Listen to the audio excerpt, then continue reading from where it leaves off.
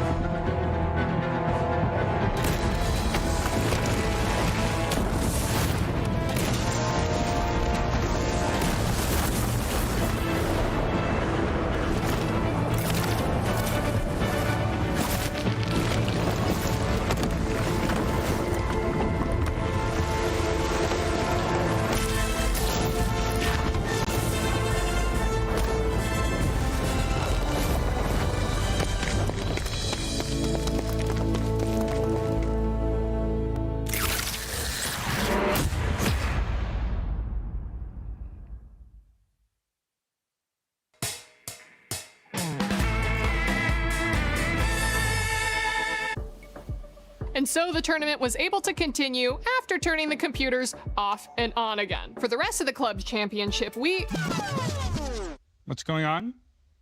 Guys, why did she stop talking? The rat got out again. Guys, let's reset the rat. Reset the rat. Come on.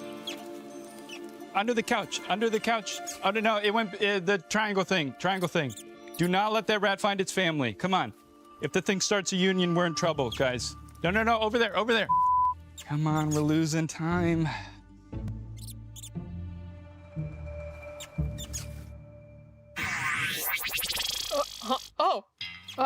How long have I been out? Just a couple of seconds. The rat got out again. Oh, he's been doing that more and more recently. We're gonna get you a better hat. I think he may have peed a little bit. Oh yeah, there's a lot of pee right here if we can clean that up. Obviously, unless you can read the prompter without it. Well, are you crazy? I don't do my own stunts. Just give me some cheese or something. Okay, hey, cheese. Let's go. Yeah, thank you. All right, yeah, this'll... Hey, little guy, just want one of... Okay. Okay, I think that'll work for now. Are we good? Yep, we're good. We good? Are we good? Perfect. All right, guys, clear set. Let's go. Let's go. We gotta get started. Losing time, guys. Come on. And action. And that's what's been happening in the club championship. In other unrelated news, cats. Why are they here? Why do they smell so bad? And what can we do about them?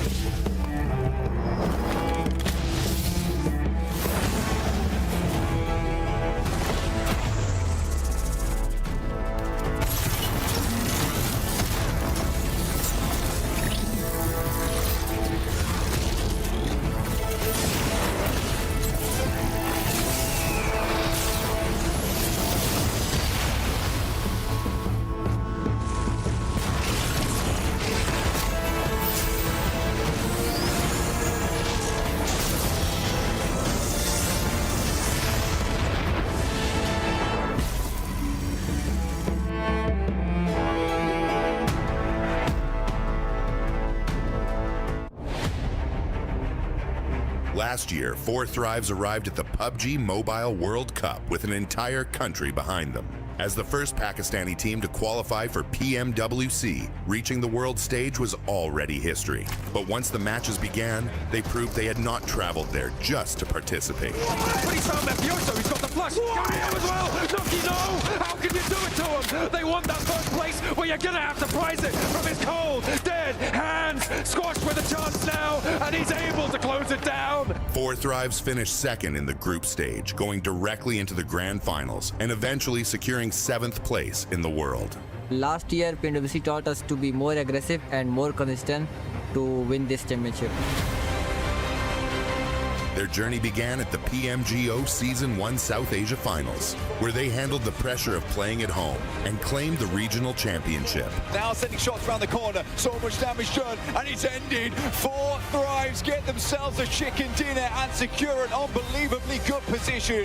That victory sent them to Jakarta for the PMGO Season 1 main event, where they would face teams from across the world. And on the opening day of the grand finals, Four Thrives took complete control. Possible, but IQ's down, and T24, we're 1 versus 1. Weapon swap with the shotgun around his teammate. He finds it! He gets it done, and Four Thrives! After 6 matches, they had collected 3 wins and 82 points, building a commanding lead at the top of the leaderboard. After the 3 chickens on PMGO finals day 1, our confidence boosted a lot. Like, we didn't felt any pressure and we knew we are going to win because we had a big lead. The second day brought a different challenge. Every team in the lobby was chasing them, and every mistake could reopen the championship race. They finished with 122 points, 77 eliminations, and 3 wins to become the PMGO Season 1 champions, securing their return to PMWC. Last year, they arrived as history makers. This year, they arrive as global champions. Nothing has changed for us. Our hunger is still the same. Even you can say we are more hungry for this PMWC trophy. We are even more confident than before. We have more experience. We believe that we can be the team who can win this back-to-back global trophy. Four Thrives have already shown that a Pakistani team can reach the world stage. Now, Four Thrives head to the PMWC at EWC 26. Ready to prove that PMGO was not the end of their rise. It was only the beginning.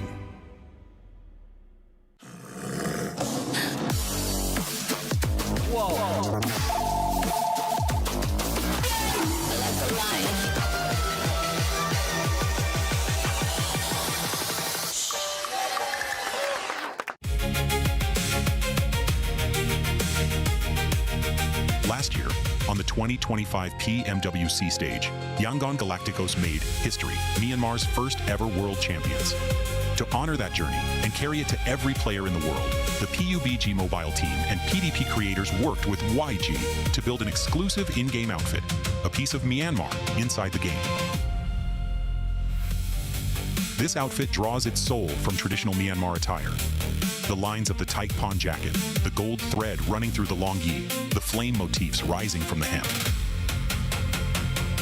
ဒီရောင်ဒီအစင်ကိုချိလိုက်ပြီဆိုတာနဲ့ဒီမြန်မာပြည်ကိုတန်းပြီးတော့ခံစားရပြီ။ဒီဝတ်ဆောင်ကကျွန်တော်တို့အတွက်ဒီရိုးရိုးအင်္ဂလိပ်စကင်တခုတည်းနဲ့မဟုတ်ဘဲနဲ့ကျွန်တော်တို့ပင်ရလာလဲဆိုတော့ဘာကိုစားပြုပေးရဲ။ပြီးတော့မနှစ်က PMWC ချန်ပီယံဖြစ်ခဲ့တော့အချိန်လေးကိုပါကျွန်တော်တို့ပြန်ပြီးတော့သတိရစေရဲ။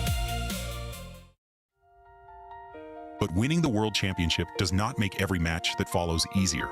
Yet Yangon Galacticos kept showing up anyway, because Myanmar's first world champions do not put the crown down. ဒီနေ့ကတော့ကျွန်တော်တို့အတွက်လွယ်တော့မလွယ်ဘူးခဲ့ဘူးဒါပေမဲ့ကျွန်တော်ဆက်ပြီး fight ဖို့အတွက်အခွင့်အရေးရှိရဆိုတာကျွန်တော်ယုံတယ်ကျွန်တော်ဘယ်တော့မှလည်းအရှုံးပေးတော့မဟုတ်ပါဘူးကျွန်တော်ဆက်ရှိနေအောင်ပါ For YG, being champions was never only about the day they raised that trophy. It also belongs to the days after. They were the first to raise it. They are going back to defend it. မြန်မာယဉ်ကျေးမှုကိုအခုလိုမျိုး gain နဲ့တည်ယူဆောင်လာပေးရဲ့ PUBG Mobile တင်ကိုအရင်ပဲကျေးဇူးတင်ပါတယ်ဒါမဲ့ Paris က PMWC တင်ပွဲမှာလည်းကျွန်တော်တို့ဒီဝတ်ဆောင်ဝတ်ပြီးတော့အကောင်းဆုံးရှင်းပြတော့မှာပါ Fight till you make it.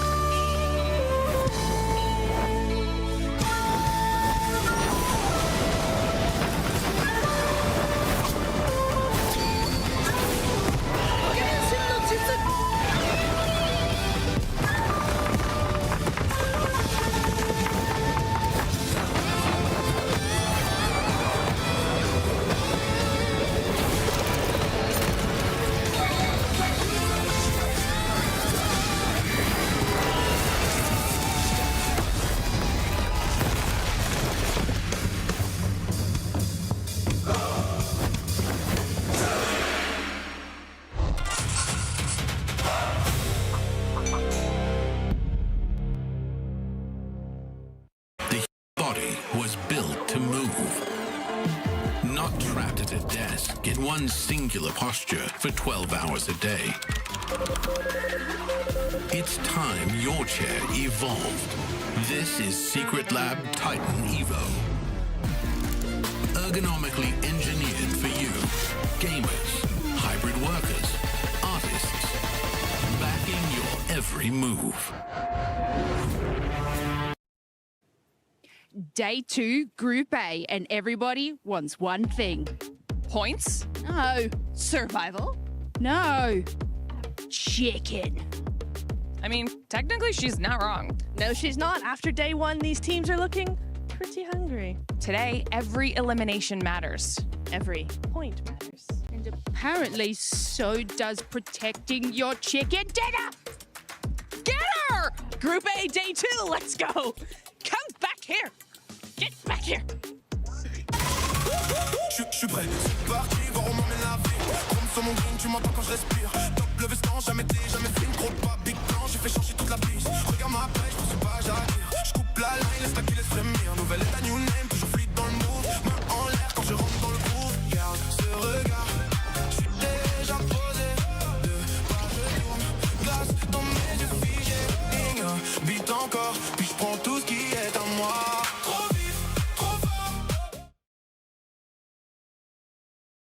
नहीं मैं नहीं हो रही तू गाली खाने वाले काम कर रहा है रुक जा यार मत कर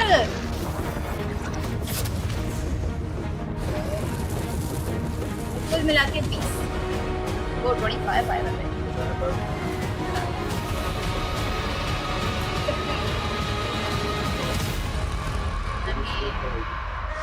यार तेरे को पता नहीं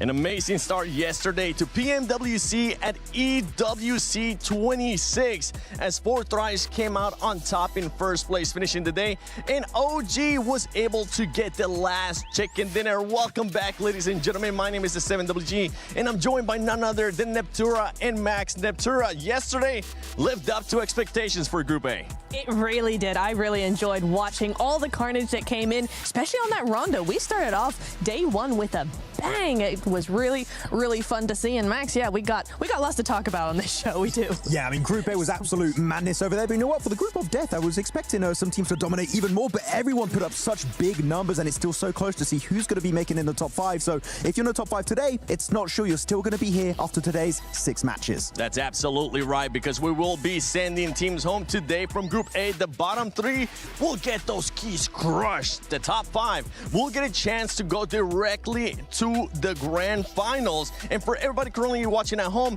let us know your predictions. Go to the EWC Play app.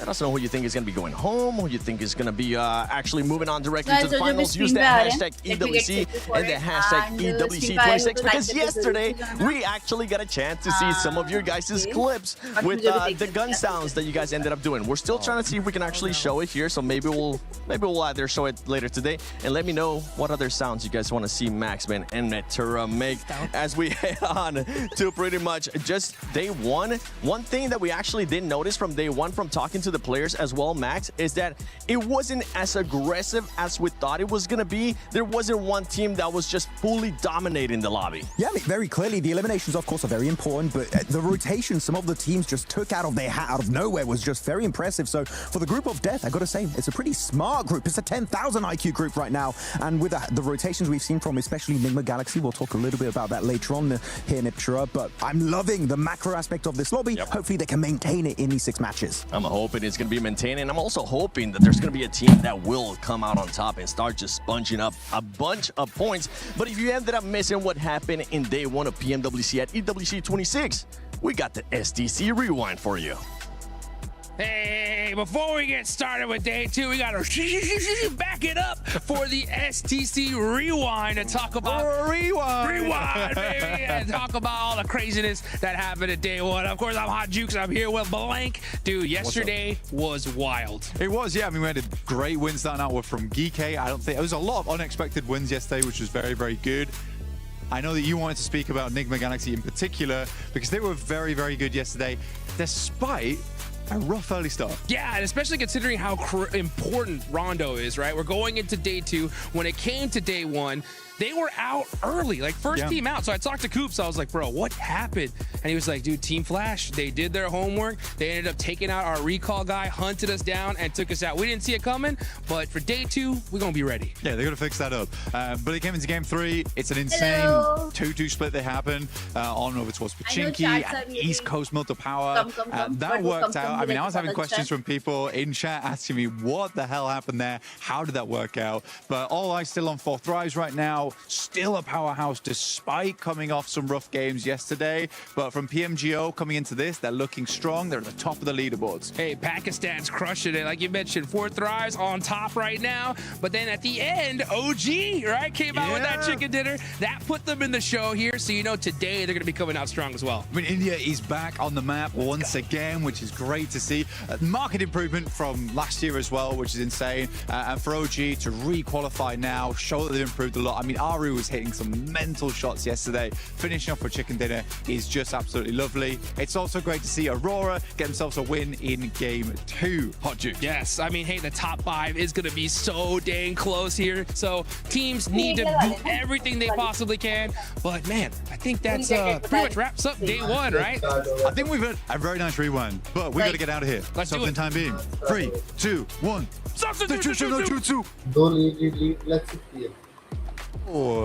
How did you guys just get here? Hello, welcome. I might need your teleportation machine. Lace here, Hot Jukes, Xander. Guys, today we'll be crushing some keys. Obviously, we've got our bottom 3. That is a bubble that we need to be incredibly careful of and watching ever so slightly throughout this competition in our 6 matches. Now, of course, we've got Alula Club Esports, Thunder Talk Gaming, and X-Force Rejects sitting in that bottom 3. Hot Jukes, what do you feel like these teams may need to do to push their way up into that middle? They need to do a whole lot. That's for sure. That's right.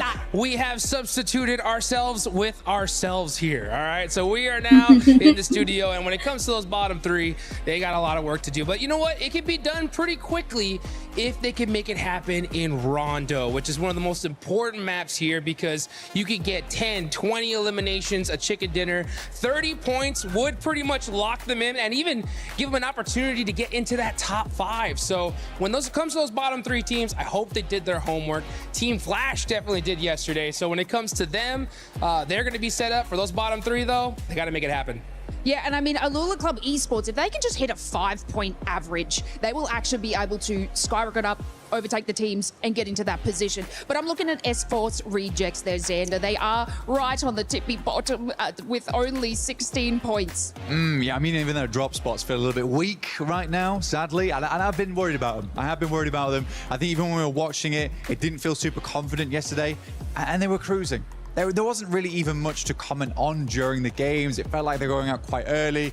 I'd like to see a bit of a change today. Again, we have seen that you can have a really bad match and still bounce back in the terms of Enigma Galaxy. Also, I lost my glasses somehow during that substitution of Jutsu. They got left behind, so in the arena.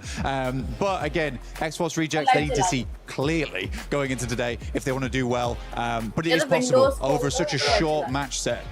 Yeah. Well, look, guys, I want you to be your best EWC 26 salesman, okay? Hot Jukes, sell me in 30 seconds for Thrives. That's easy. Look, if all these players and all these teams were a buffet, okay? Right? We got other squads that are like the meat, you know, and they're all set up. But 4 Thrives are that hot, fresh chicken dish, right? I am hungry, yes. They're just put right there on the side. I saw you running with some chicken a little bit earlier, right? You just can't resist it. They're too good, too hot, and too fresh. Right now, they're looking good. Okay, I reckon I might buy some of that because, yeah, that you tantalized my taste buds there. Now, Xander, best salesman attitude, all right? I don't know if you've got a blazer under this or anything like that, but that's fine.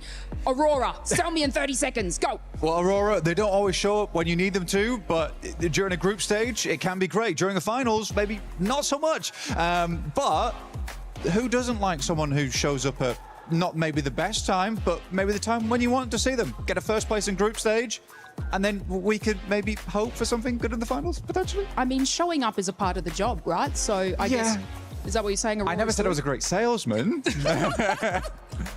I'm buying it. But they have shown up now and again. Okay, well, let's hope Aurora can show up, guys. Thank you so much for teleporting to me. And we have Glitter with our Club Championship update. Time to kick off the day with another Club Championship update. And we have a lot of storylines to get into today. So first, we're going to kick things off with Ton over from the Lenovo Legion Gauntlet to tell us a little bit about what's been going on in your competition. Yeah, it's been an interesting one as far as the Club Championship goes. I mean, look, the big story, we have a few little ones intertwined in there.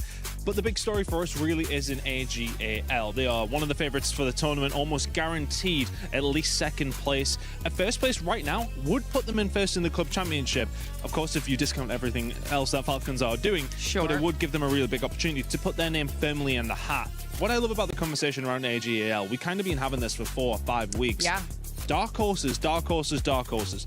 If they go on to win, of course, over on my stage, the Lenovo Legion Gauntlet, then they are looking to put themselves actually in that conversation, which I'm really looking forward to. Which would be insane because we also have AGAL playing in Group A today, which will end today, and then will determine, do they make it through to finals at the bottom of the lobby? Do their keys get crushed? We were expecting them to bare minimum make it to finals. And like you're saying, if this is a situation where they could have 2 titles for week 5, where they're able to really kind of solidify a good spot for themselves, get some extra points on the board, they are in the discussion with the best of the best, and everyone's chasing Falcons. And there has been a couple of other indications actually for our side of things.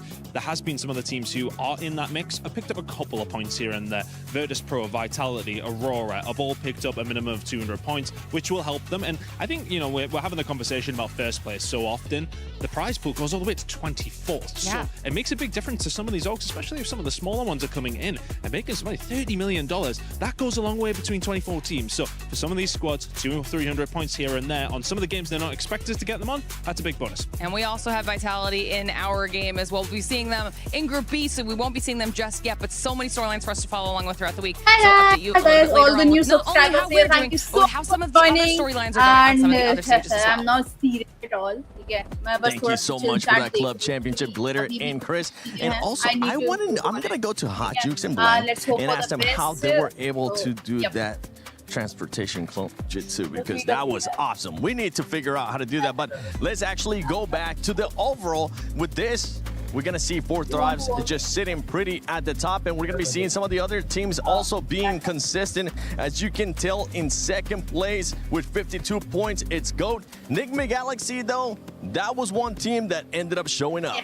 They really did. I mean, we had a lot of conversations about this, Max, right? Because Enigma Galaxy, this is a big name. We've seen them do big things before, but coming into this, we're like, are they going to be able to do it again after a kind of a rough run the last few months? Yeah, I mean, usually when I'm told, what do you think about Enigma Galaxy? I'm like, I'm not a fan of how they rotate around the map and such. Like, really, this event, day one, they shut me up, okay? I used to be one of the biggest, like, critiques of Ralph and his gelling style. But these 2-2 splits we've seen throughout the entire tournament, entire tournament, 6 games so far, but very impressive stuff, especially on the round.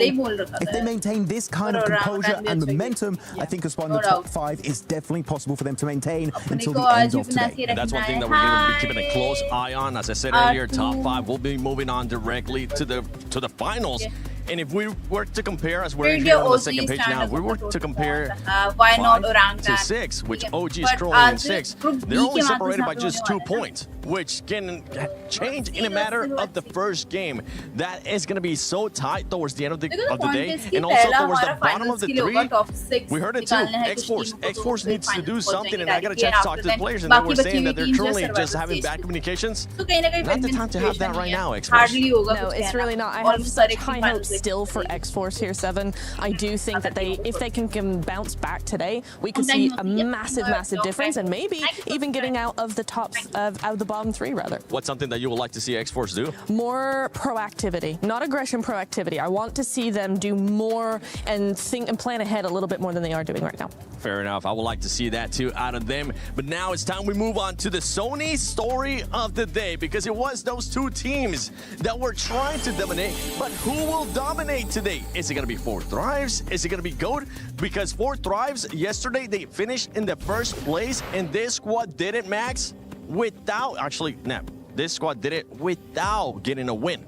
No win at all. And this is kind of classic for Four Thrives, and something I really like seeing from a control team. This is the kind of thing that is indicative of a control team. But looking at the head-to-head here, Four Thrives versus GOAT, it's such an interesting thing. Yes, you can see the stats on screen here, but I want to also mention here that these rotations are also really, really interesting when you think about these two teams side by side, right? Both of them do wraparound rotations. They will take a different entry point to where they are in the circle or outside of the circle to make sure they get that good entry point. They also avoid teams in that early to mid phase. However, the difference comes with their splits, right? Four Thrives like a really structured 1-3, 2-2, very, very disciplined.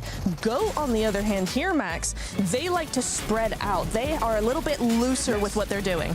I really like what we've seen from GOAT team, but they're very do or die going into these games, right? Or you get yourself a massive chicken dinner, you get all those placement points, everything for yourself. Really good times for them. But otherwise, if you look at the games where they don't get chicken dinners, no placement points, very low eliminations, they're very topsy-turvy, very inconsistent, which can make up for your bad performances. But GOAT team's a team that I want to see you're on ball. how their bad games are going to go. Not they win, because you clearly know, right, that they can get chicken dinners. They got 2 actually on day 1, but your bad games get 3, 4, 5 points. That will definitely keep you consistently at the top of these rankings. And it's something to keep an eye on, because all the placement points have come from those wins that they were able to get yesterday. Nothing outside of those wins. And with when you're talking about Four Thrives, you got to talk about 2 players from Four Thrives, as we're going to be taking a look at the top 5 players of day 1. And in first place is none other than Husaifa, who's currently leading the MVP race for Group A. This man was able to put up 14 eliminations and 3,300 damage. And guess who he's followed by, Max? None other than Falak. Oh, the man with the golden hand. He's back in second place. It's good to see some Four Thrives Pakistani domination here at Pmwc. And you know what? Noki, I do miss Noki at times. But then you see Husaifa put up numbers like that, you're like, Noki's really good as a content creator. I don't miss Noki. But no, really good setup here overall. And also, if you go a little bit lower on the rankings, it's good to see a Chinese player up there, right? You got Flower H, and ever since really we didn't see Weibo make it with order, and so it was like, are we going to get any presence from China at the top? All gamers putting up big numbers, but not just Flower H, Niptura, also Maple. Yeah, Maple has been incredible. I love watching him play. Very excited to see what he has for us today, 7. Yeah, I'm hoping that Maple's going to be able to put up those numbers. One player that we actually got a chance to see there, as well as we're seeing right now on the screen, was Coops. Coops ended up showing up here for them, Natura. Yes, he did. It was so nice to see that comeback from Coops that we've been waiting for forever, it feels like. And he's just really great addition to the team. We've been talking about Nigma Galaxy a little bit, but it feels like the team is just finally melded with him back on the squad here. So very, very fun to see that and how that evolves today. Yeah, for them, it has to be that synergy that we were able to spot yesterday. Yeah. Remember, one fight that just stands out for me, and we even got a chance to talk about it with Coops, was when they were fighting with Lord. The synergy that they were having, one was throwing an A, one was pushing as well. That's what you want to see out of that squad that wants to be in the top 5. That is an S-tier push right there. Going on to the side of Ulf, you're on the cliff side. You're making sure with that 2-2 split, you're not getting pushed by GOAT teams. You're just making everything. You put all your eggs in separate baskets. I love that play from that squad. And I just hope we see a similar level of play today, because Nigma Galaxy, finally, they're back on the map, 7. It is so nice to see. I'm happy to see it, especially when they were getting that second place, third place in globals. Maybe in this one, with the way they're performing, they're going to be pushing for that first place and finally break out of that second or third. But one team that we've been keeping a close eye on is none other than OG. We've been wanting them to be aggressive, and they were able to showcase it here perfectly. I want you guys to check out this clip, because right now, what we wanted to see from Orangutan is confidence, willingness to be aggressive. Here, they get the knock right onto a play of Nigma Galaxy, and really they're surrounded. There's Ulf, there's Aurora in the distance. They don't have any option when they have their heels up against the wall. That is when they decide to get aggressive, and we love to see it, because here they get together, they get all fully focused on Nigma Galaxy, wrapping around the corner, and they just fully send it, fully committing to the engage, and they eliminate Nigma Galaxy like it was nothing. It was literally the best fight we've ever seen from an Indian team globally in years, it feels like. I want to see more of this. Please, Orangutan, this was fantastic. It was so nice. I mean, yes. Very involved there, sorry. I love it. I love it. Awesome. I love the passion behind it. We need that passion here. No, I really agree. I want to see a little bit more from Orangutan, just like that. 7 Fury as well. I have kind of the same point to say about both of these teams, right, is we're seeing very short, direct rotations. Going back to that rotational angle here is I want to see more proactivity from them in general, because I feel like they're kind of holding back, and like, if we can survive to the late late stage, then we're actually going to be able to do something and play more. And I'm like, no, you got to wrap around those rotations. You got to find those third-party opportunities. That's really where you want to be going into the next 6 games. And that's one thing with Furia that we want to see of. We want to see that aggressiveness that we usually tend to see out of the Brazilian squads. And more than likely, we're going to end up seeing it today. And the thing, too, to keep in mind is if you're outside of the top 5 and you're not even close to the bottom 3, you got absolutely nothing to lose to fully send it to just try to make it to the top 5. It's either going to happen or not. And I know Kalari's got a chance to talk to the Furia coach. It's okay, guys. Hi, Kalaris here at Pmwc for day number 2 of the group stage here at EWC 26. I've got Knight with me from Furia to talk about a few things from the games from yesterday, because we've got big expectations of Furia. I think you got a little bit unlucky with some of those circles as a whole and stuff like that. So can you talk to me about the team's outlook on what happened yesterday and the games in general? I think we didn't have, we started well. We got 9 kills in the first game. True. But in the other 5 games, we couldn't actually develop our game like we were supposed to do. So I kind of felt that we were a little bit in different pace. So that was like the main idea behind this today, bringing them all together. And also the fact that we were not used in the past 5 months to be in a bad position in the table. So this was kind of an impact, a new thing for us, because you were always qualified straight to the finals or in a top 3, 4, and find yourself in bottom 15 or something like this.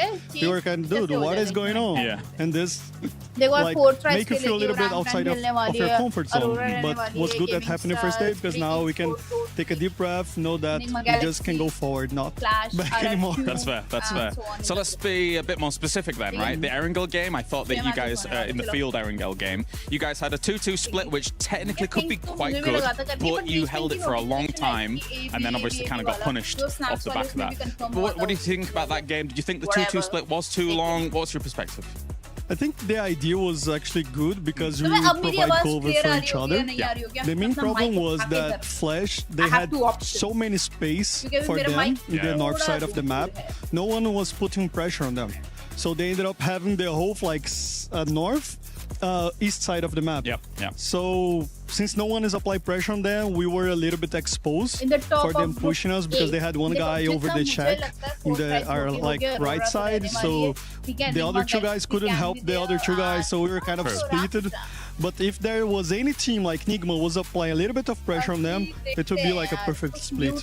This happens. It happens, it happens. I think you're right. I think Flash had so much room to work with, so that really benefited them. And finally, the Miramar, Los Leones. Obviously, a bit of a hard time with Los Leones. I mean, for a lot of teams, right? It's always going to be difficult in an urban ending like that. You guys had a split across the warehouses outside Los Leones and inside Los Leones, which I think is smart if it shifts away, but then you kind of had a bit of a dysfunction at the junction, as it were. So talk to me about that. So I think actually the idea wasn't to have this split, because the main problem was we had an idea of getting the building the exits of Los Leones, but 40 got ahead of us, so we have to do a quick change of position, and the last 2 guys were outside of the position to go inside Los Leones, so they have to go through the open field, and we eventually lost Silence there. It was cut, and then Ayala I think almost lost his car, so he were unable to get back with the other 3 players. So we ended up all splitting in the map, and it wasn't supposed to happen.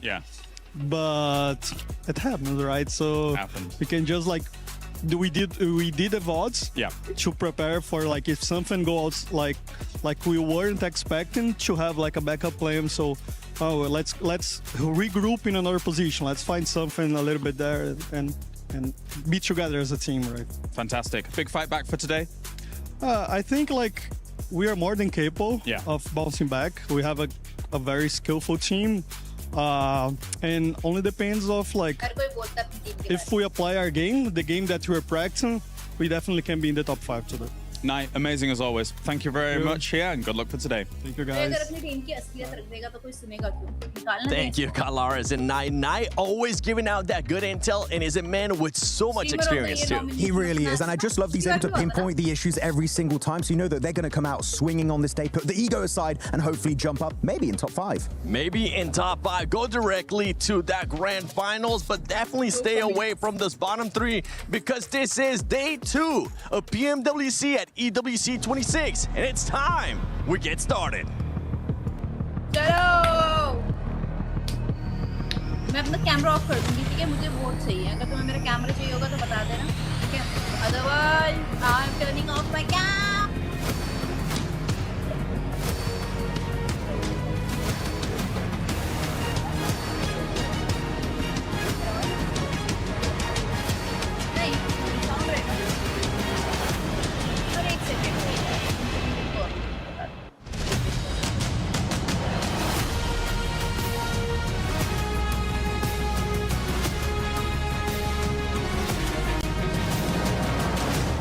Mesdames et messieurs, bienvenue for our day 2 of the PMWC group stage. Today, 5 teams will secure their spots into the finals. They've had a taste of what it's like to compete on the Gdynia City grid, but now it's time for Group A to show up or be shown the door. And Barney, the standing can change very quickly, but one thing remains the same. Every team wants to avoid these bottom 3 at all costs. Just 6 more maps will decide your fate, and if you weren't feeling the pressure yesterday, you're certainly going to be feeling it today, because keys are going to be crushed. And so, it's time to close out Group A with a bang, starting with Furia!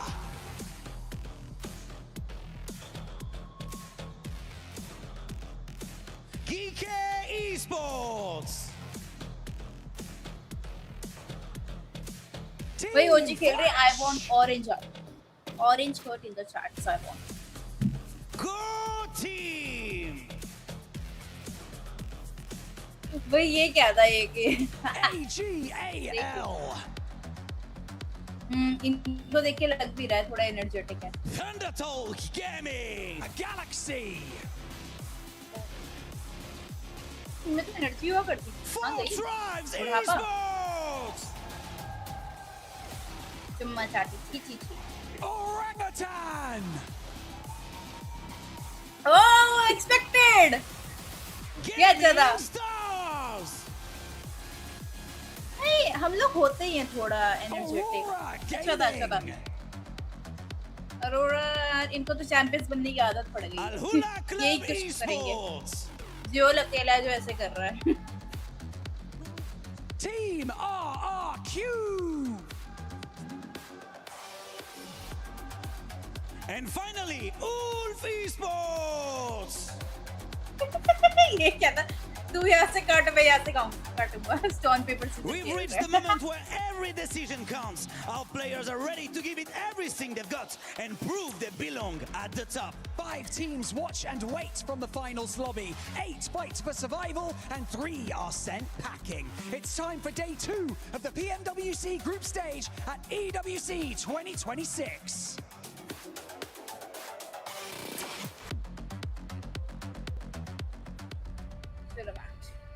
32 teams from all over the world prepare for battle on the Gdynia City grid over the next 4 days. Players from all corners of the world looking to make their mark and laser focused on the title of PMWC champion. Speech ही ऐसी है, रोदो इनकी. GK Esports. बोल वाले आ गए. If Medusa supports OG, do the they can't support India यार. After all, bench कोई भी वहाँ जा रहा है ना, इतनी मेहनत करके इंडिया रिप्रेजेंट कर रहा है, वहाँ पे भी अच्छा खेल रहा है कल के दिन पे. मैं बात करूँ तो लास्ट मैच तो कोप नहीं हारी थी हमने. Dance back.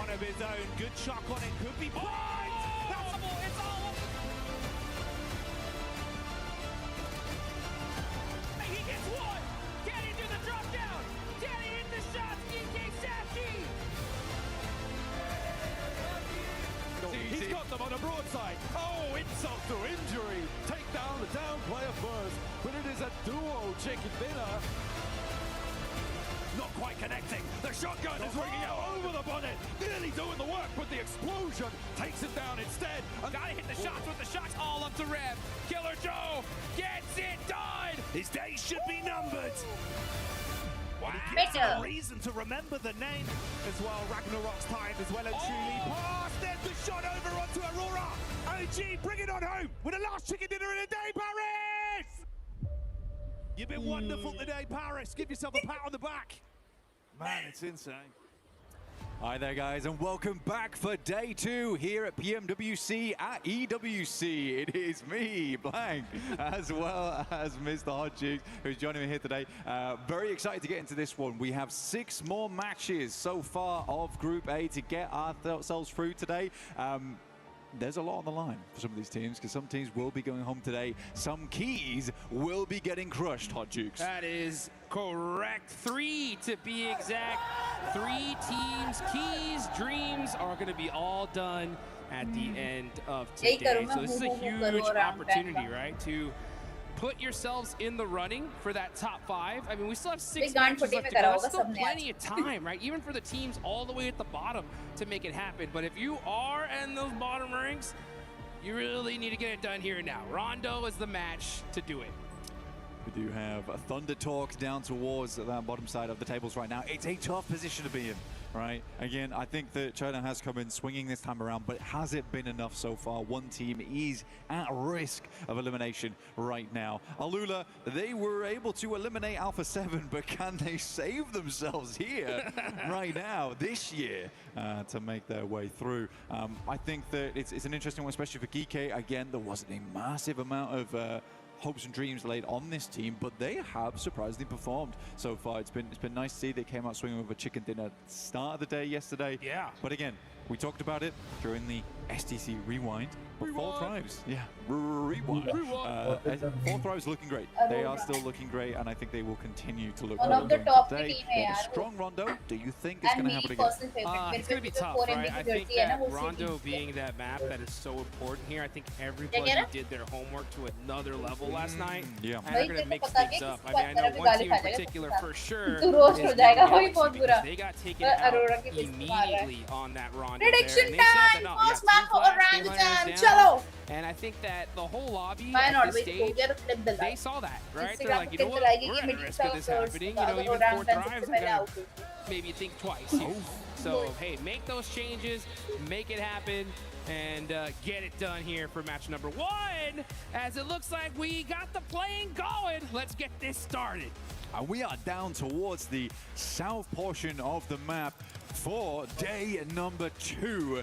As we get into it, this is the last day for Group A, the last day for some of these teams to make their mark here and progress into the rest of PMWC. But for some teams, it will be the final hurdle that will trip them up. This is a difficult circle. So it's difficult playing path here on Rondo down towards the south side. Doesn't really open up a lot of the northwest. There's going to be some long shoots here for some of our squads. Stadium a little bit hard to make your way on over. But for Nick Galaxy, you hope that they have figured out a solution potentially.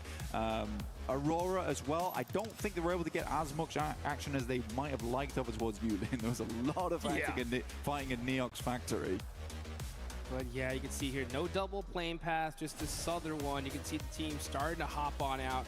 You got to make sure that you protect that single player going for that recall. That is so important here. And no double plane paths. Yeah, no double plane paths. No, anymore. No, that's right. That's correct. Yeah, not going to happen. We got just a single one here. And you know what? One opportunity for a lot of these teams, right, like we were talking about earlier, to get it done. And you can see that Neox Factory area is hot, as well as Dan Ching, and you can see Thunder Talk. That is the team that needs to make it happen here big time, getting into it with AGAL. It's a scary team to get into it, though, because yesterday Maple looked fantastic on the initial approach. Ching underneath from Thunder Talk, but AJ does open up onto Maple of all teams. But I am getting word that is a potentially a rehost coming through. We will wait and see. And it is the truth.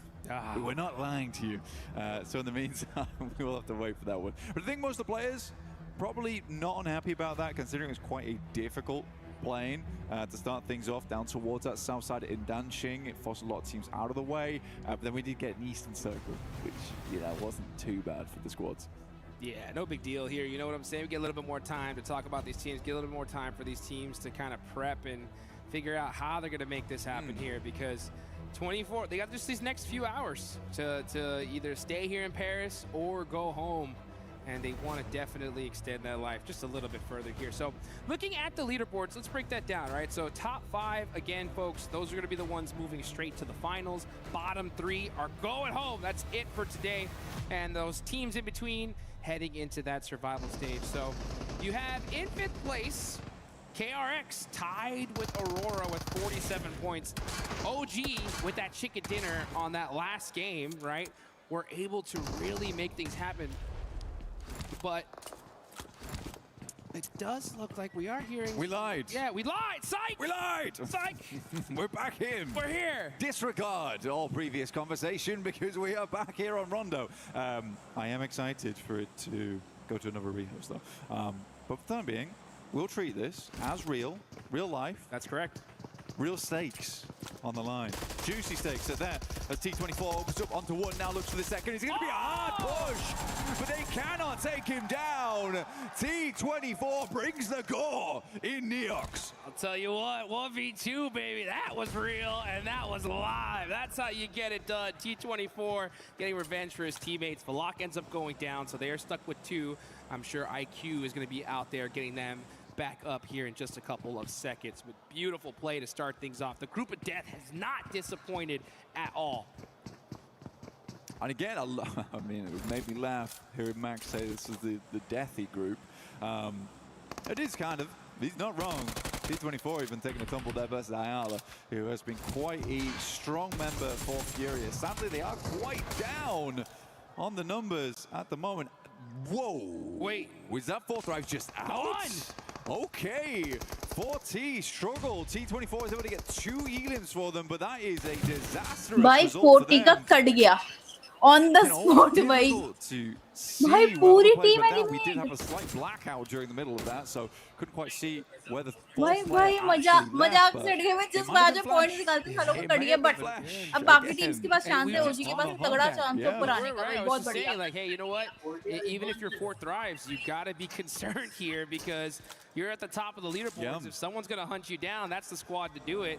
And unfortunately for them, they go out early. Hey, huge opportunity, right, for these teams right below them to surpass them on the leaderboards. Yeah, Rondo is like very much a good map for saving your run. A lot of times, Silence opening up. Yeah, Chief is down. We get a quick replay.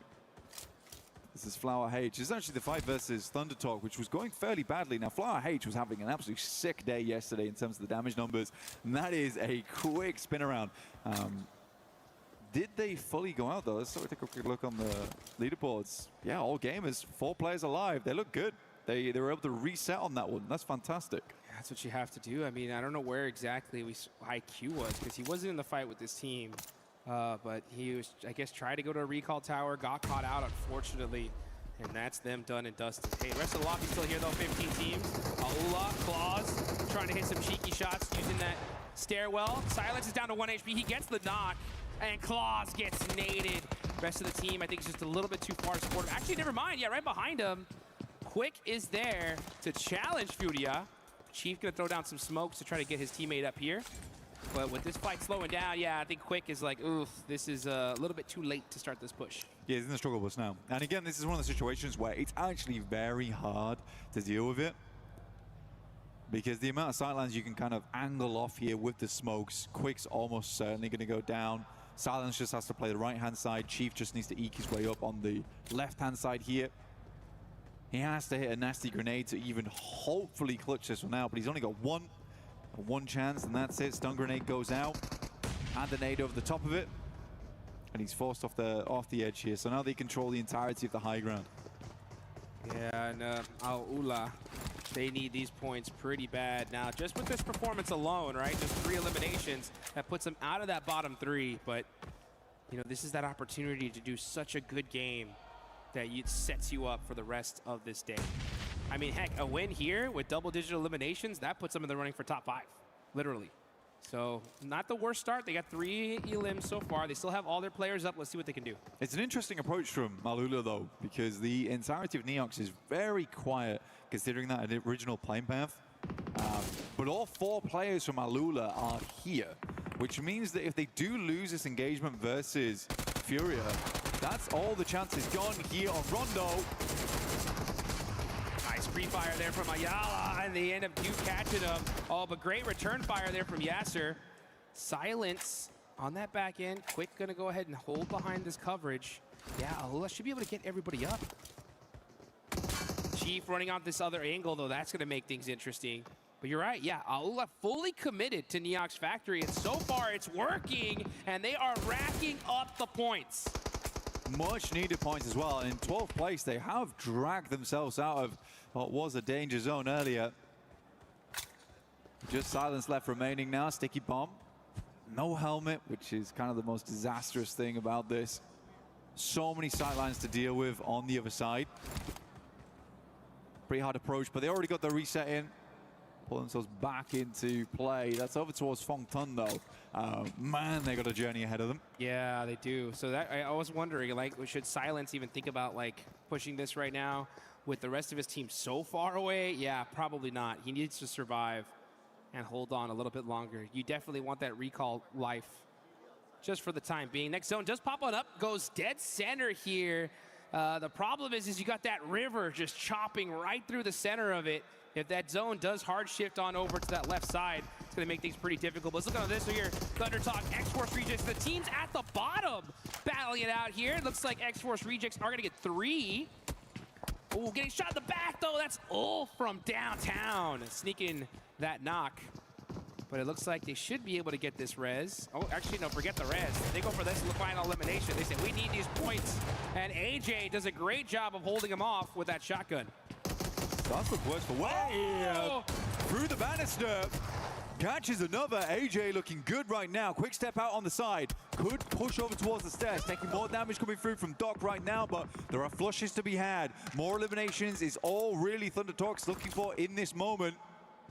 Don't see me. Don't see me. Reaper's like, I'm not here. I'm not here. Don't look. Don't turn around. Oh, did he miss him again? No, he spotted him there. So he gets the elimination.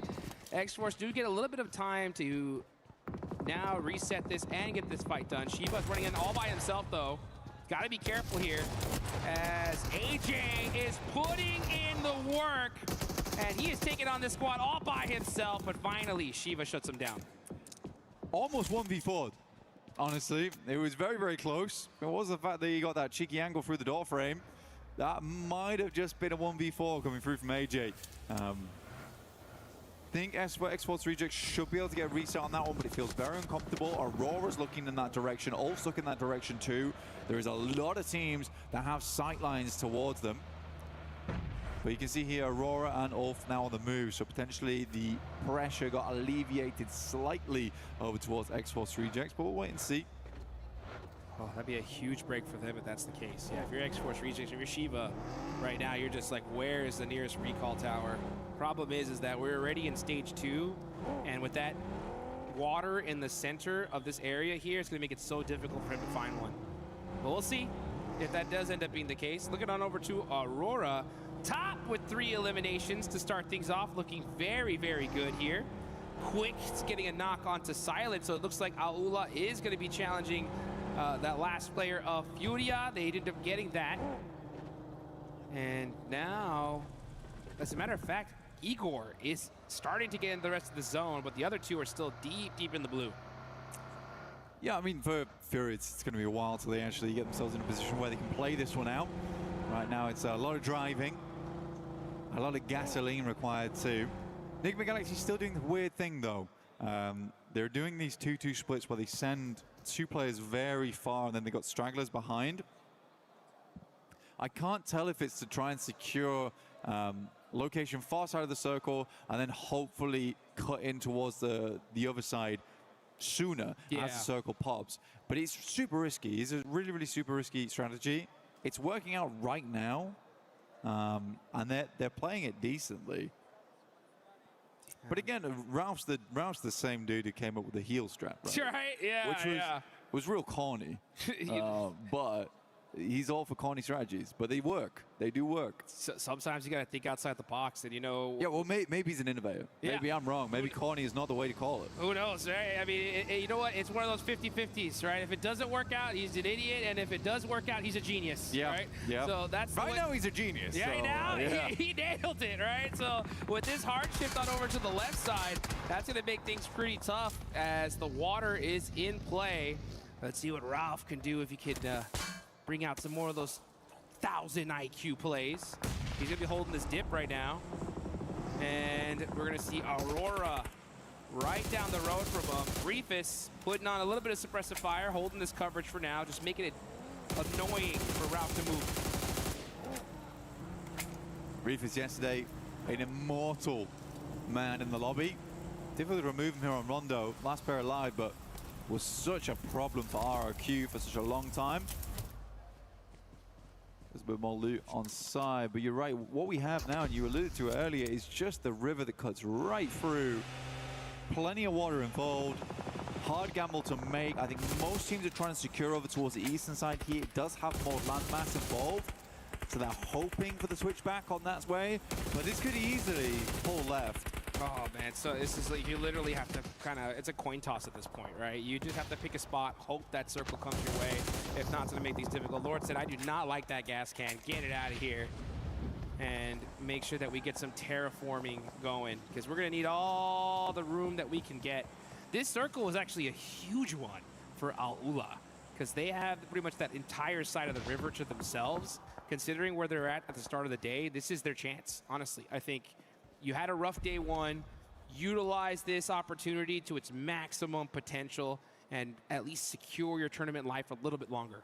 There's still a couple of entryways back over towards the western side, but you're right. I mean, right now, Al-Ula, not only do they have a decent spot, they've got a compound, they've got a high ground to work with, but it does require them to win the coin flip.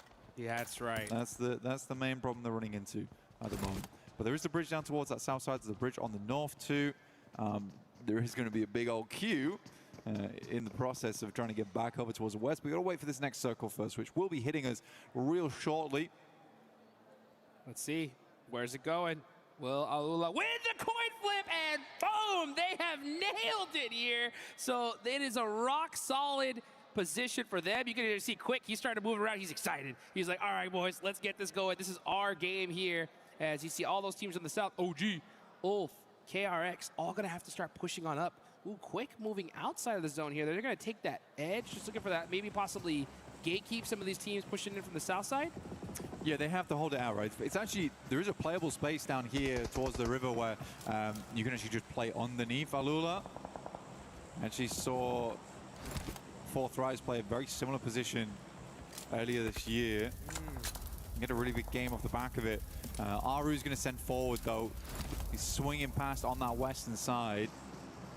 Yeah, OG, Al-Ula, both really are benefiting off the back of this circle. I do like that Al-Ula just decided, you know, let's just take the compound over towards the west here. Let's not try and spread out too much. Already know that practically 20% of the circle is unplayable. We're not going to be greedy on space taking, especially where we are on the leaderboard too. Let's not rock the boat too much. Not a bad idea. Yeah, I think there are some teams that get in positions that are so dominant and they just spread themselves too thin. So I like the fact that they are playing it together, but I don't want them to play super passive, right? You still utilize this opportunity to hunt down as many eliminations as you can. See how that ends up working out, though, as we're looking at RRQ Goat making some shots. This is going to be on the north side of the circle here. Forced through the tree line. No way. Yeah, get some nice shots. And Goat team are putting in some serious work on RRQ in a 1v2. Could happen. Moxie hopping in the vehicle, and we're going to see RRQ get out of here. I mean, very, very typical Lepar behavior there. Very aggressive. Nerf's going to send over the top. Has the S12K, finds another. Looks good. Still going to deal with one player off in the distance. Down to just a solo now. No real chance, honestly, at a recall beacon. Has to fight off, plays from the low ground. JS9 in play. And just leaves the spray going. 7 elims now for GOAT. And honestly, this looks like a good game for GOAT. It's an okay game. I think what I noticed from yesterday was that their highs were very high. Yep. Their lows were super low. I mean, we were 15, 16 places, 2 elims, 1 elim. But yeah, so that's the variance they need to deal with. EK, on the other hand, looking over towards Gaming Stars. Sashi putting in that work. Nades ringing out all over the place here. And now this is where everyone's starting to head. They want to get those third parties going. And KRX are going to be pushing up on them little by little. You got Enigma Galaxy right next to him as well. Gaming Star Yusuf, last player up, trying to get in the 1v1. He gets some good shot off with that S12K. Gets that thirst. He needs that point. Oh, but that nade is going to shut him down. That's QXCZ getting it done. And now Hoxie's like, all right, let's finish this out here. Let's get these points and secure this position. Ragnarok said, you know what? You can have it. I'm out of here. For a South Korean team by KRX, it's really nice to see some of the aggression that comes through. I think it used to be before where a lot of South Korean squads would get an initial knock and then not really do anything with it, but KRX is very quick to maybe not fully commit, but see what's available, right? What are the opportunities? What are the options there? So I'll always send one player forward to have a little sniff, you know, peek in. So I like it. I do like it from KRX. But now they're up against Enigma Galaxy, who are playing on their northern edge. Next circle pops, and it's still dead central on this river. It's so uncomfortable. Such a tough circle. Team Flash are just going to be holding this high ground for now. Even though the zone is going to be closing, they're like, yeah, let's just try to put as much pressure as we can, and then we're going to push into the zone at the last second. I mean, yeah, Win and Squad are starting to steal some of these eliminations. This is very difficult for Enigma Galaxy. Yeah, they're just having to straight hit the deck. And look at those angles. These sight lines from Team Flash are disgusting. Yeah, Bo's got some good shots down there, but right now Enigma Galaxy is essentially just weathering the storm. They know that they can just keep dropping the smokes, but how many smokes they got left remaining? Eventually, the Flash are going to have to pull off this spot, but in tandem with KRX, Enigma Galaxy, and Flash all at the same time. Satan stays alive, bears him out of HP. The blue does slowly march towards him like a tsunami. And this blue zone's gonna hurt, that's for sure. So Satan and Squad need to start getting moving here. But Vinny right behind him. He's gonna have to make this push. He's running in through the smokes here. He's getting pieced up little by little. We're gonna switch on over to top. Vinny does get knocked, but Team Flash are able to get into this circle cleanly. And they're gonna be gatekeeping whoever is gonna be the winners of this fight. Right now, it looks like Enigma Galaxy might just be it, as it's just Hoxie up for KRX. Now that nade just a little bit too far away, but this is a terrible fight for both these guys. They need to finish this out as soon as possible. The blue zone is creeping in. Hoxie gets another knock, and now it's just Lord, but oh, Hoxie getting shot all the way from Aurora is gonna shut him down. It's a horrendous cross, right? You've got the higher ground that drops down towards the low. Everyone's trying to get in together. I don't think anyone makes that run. Again, this is such an RNG circle. A lot of teams are going to suffer because of it. I mean, Alula as well as OG both took a gamble on the western side. Massively paid off. I like how OG's moved up on towards this northern edge, though. They have a lot of teams they need to deal with in the future. But right now, it's about living. Just survive. You can get that survival into the late game, fair enough to you. Oh, Reefus, perfect nade there from Ulf. Let's see how this one looks. Good bounce, too, man. Ulf on point, throwing some heat-seeking missiles from across the map there. Doc's trying to get a little bit of revenge for Reefus, but they are doing great. Aurora, 10 eliminations. This is what we like to see from this squad. Yeah, they show up during groups, man. That's for sure. Now, I think the team that I didn't expect to be showing up right now is Furia. They're on the northern side over towards the western edge of these bits of landmass, which is quite cool to see Furia being the team that makes it in. Man, they had been walking, they had been driving. Yeah. It has been cross-country for this team, but they brought the right trainers, they brought the right tires, and they are here to play right now. And Alulas were really aggressive at the start of this, and then once they got the zone, they kind of just slowed things down. They still have a few eliminations here, but now they're down to 2 players and forced to give up all of this real estate. Furia, though, with 6. They are looking really good to start things off here.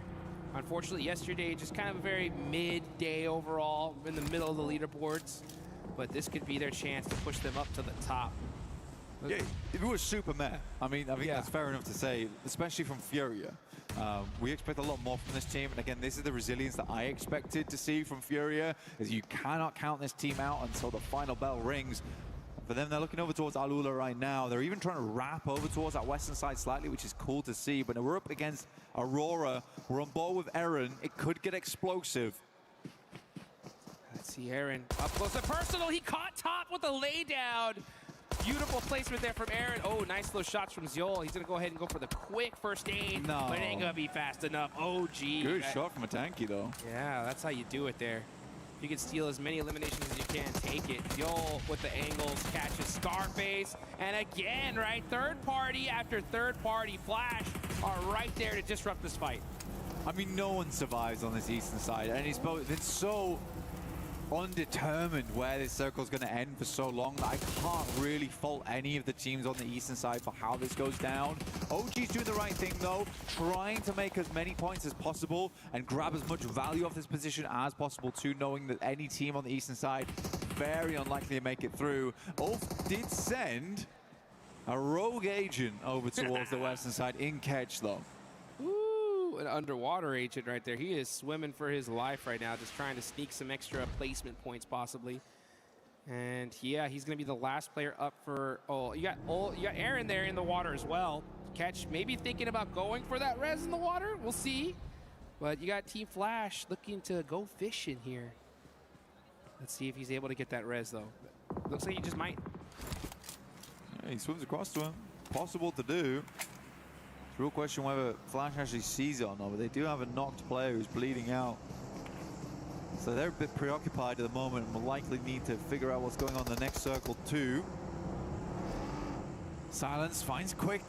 Catch goes down to win. But they're not out yet just because Eren actually got rezzed in that short moment. Got him.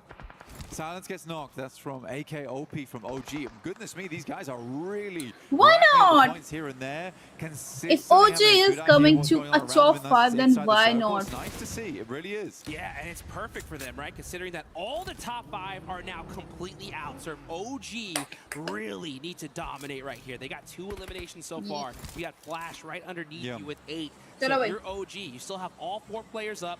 Clean up this entire side of the map first, and then figure it out later. This is their chance, though. These guys are looking great, and a great opportunity for Furia. Yeah, we were talking about it yesterday. They were chasing zones all dang day. Now they have the position. What can they do with it? That's the question. Push down over towards that high ground, looks over towards the Flash. They try and cross the road. Nice. Down towards the south side. OG's throwing a bone here. But there was some complaints yesterday about some of the passivity coming through from OG, which I think that they were able to correct a lot as we went throughout the day. And even during this game, you can see there's been a lot of effort been put into that. So for OG right now, we need more of that proactivity right now, though. I truly believe this is a game that they can win. They have the circle to work with it. Fury's coming in from that north side, though, and they are looking hot this game. Yeah, OG, you have it all right now, right? Turn that aggression up to 11. Soak up those eliminations. Get that win. Get that back-to-back, basically. Right. Yeah, back-to-back chicken dinners, right? They won the last one yesterday. This one will just solidify them here and definitely put them in that running in just 2 matches for that top 5. Let's see what they can do, though. As we all got Furia up on the north. Flash trying to find a way into this circle. They're forced to swim it out. Igor going fishing there. He's getting some hit markers on the bows, but not able to take them out. You really do become curious about the ammo counts on some of these teams because it's been a ton of movement around the map. Aru's moving forward. He's got nades, got Molotov. Ammo count does look a little bit low, but सब ठीक है भाई, सब ठीक है, should be good to go. Nice! चलो! Nice. Man, this guy is leading. Wait, chicken loading! Let's get it going. The crowd getting hyped on that one. Perfect toss there. Furia. Flash आगे the mix here. Some nice shots from the Flash. Going to make it a little bit tough. They're going to have to hit the deck. Igor with the nade. Oh, but that vehicle is on fire. Aru का एक और down. He is able to get to Nice. safety just barely. Okay. एक Dude, और. Aru is going absolutely Okay. nutty in these games. A nade comes Chalo. across. Chicken dinner. Infuriating silence in the final moments of these games. Prediction The Flash now underneath, looking to push up. OG holding them back at the gates. From Miramar to Rondo, can they do it all here? Back-to-back chicken dinners are in their future, and the future is now. Can they grasp it as Team Flash rocking a 3-1 split here? You got Wizgod, gonna have to watch out for that nade, that air burst a little bit too far away. And now Aru, man, putting in the work for his team. They gotta be careful though. Here they go. They have the high ground. What can they do with it? Now, Tops from that off angle, making it a little bit difficult for them to peek over the hill. But here we go, the battle starting to ring out. Bandy's all that's left on the side of the moment. S12K, Silence looking to quieten down the run coming through from India, but it's not happening. They will not be silenced. They will not be shut up here. Aru still going strong. A tanky underneath, looking to get the shots in. But Flash moves around the side. He's whipping the shots, unfortunately. But finally, they will hit the last shot, and India grabs the back-to-back. From day 1 to day 2, this team looks clean. As the crowd goes wild, OG, 2 chicken dinners in a row. They finish out the day strong yesterday, and they started the strongest today here in the final day of Group A. And now the whole lobby has been put on notice. I mean, it's good at the moment. Aru looks like an arrow right now, and he's got purpose, flying fast towards that bullseye, fast towards that qualification spot. It's such a difference from last time we saw them as well. And, you know, if you're a fan of this team, you've got to be proud because, again, the improvement has been insane. Perfectly executed right there, right? I mean, hey, they got themselves a good, solid position. We had the questions, right? Were they going to play it passively? Were they going to get aggressive? They turned on that aggression at the perfect time. Perfect peaks, fight decisions, and they were able to get that win. And this is the way to do it, right? I mean, they were having a little bit of a rough day at the start yesterday. Finished strong, boom, knock it out of the park today. They're set up for top 5. But for those, Sporty got eliminated and hashtag really big boon for them. We already taking some of that pressure off is a really nice thing. Right at the start of the day, we always say it's really about Rondo. Being able to get rid of a lot of the pressure so quickly in day 2 is so much relief for you as a squad. And for Orangutan, honestly, they can use this now just kind of feel out of a team inside this lobby, get some more practice in without feeling मैंने starting में OG का prediction लिया था उसको and OG securing a chicken dinner इसको as a reel के format पे अगर कोई बना के मुझे दे सकता है I need to post it within half hour आधे घंटे में मुझे इसको post करना है तो please anyone who is free here we were there for every click every clutch every respawn. We were there for the years of grind, and we're here. Now, the proud founding partner of EWC, powering the biggest event in gaming, shoulder to shoulder with the world's best, making history. Greatness deserves a stage. Lenovo Legion, reach your impossible.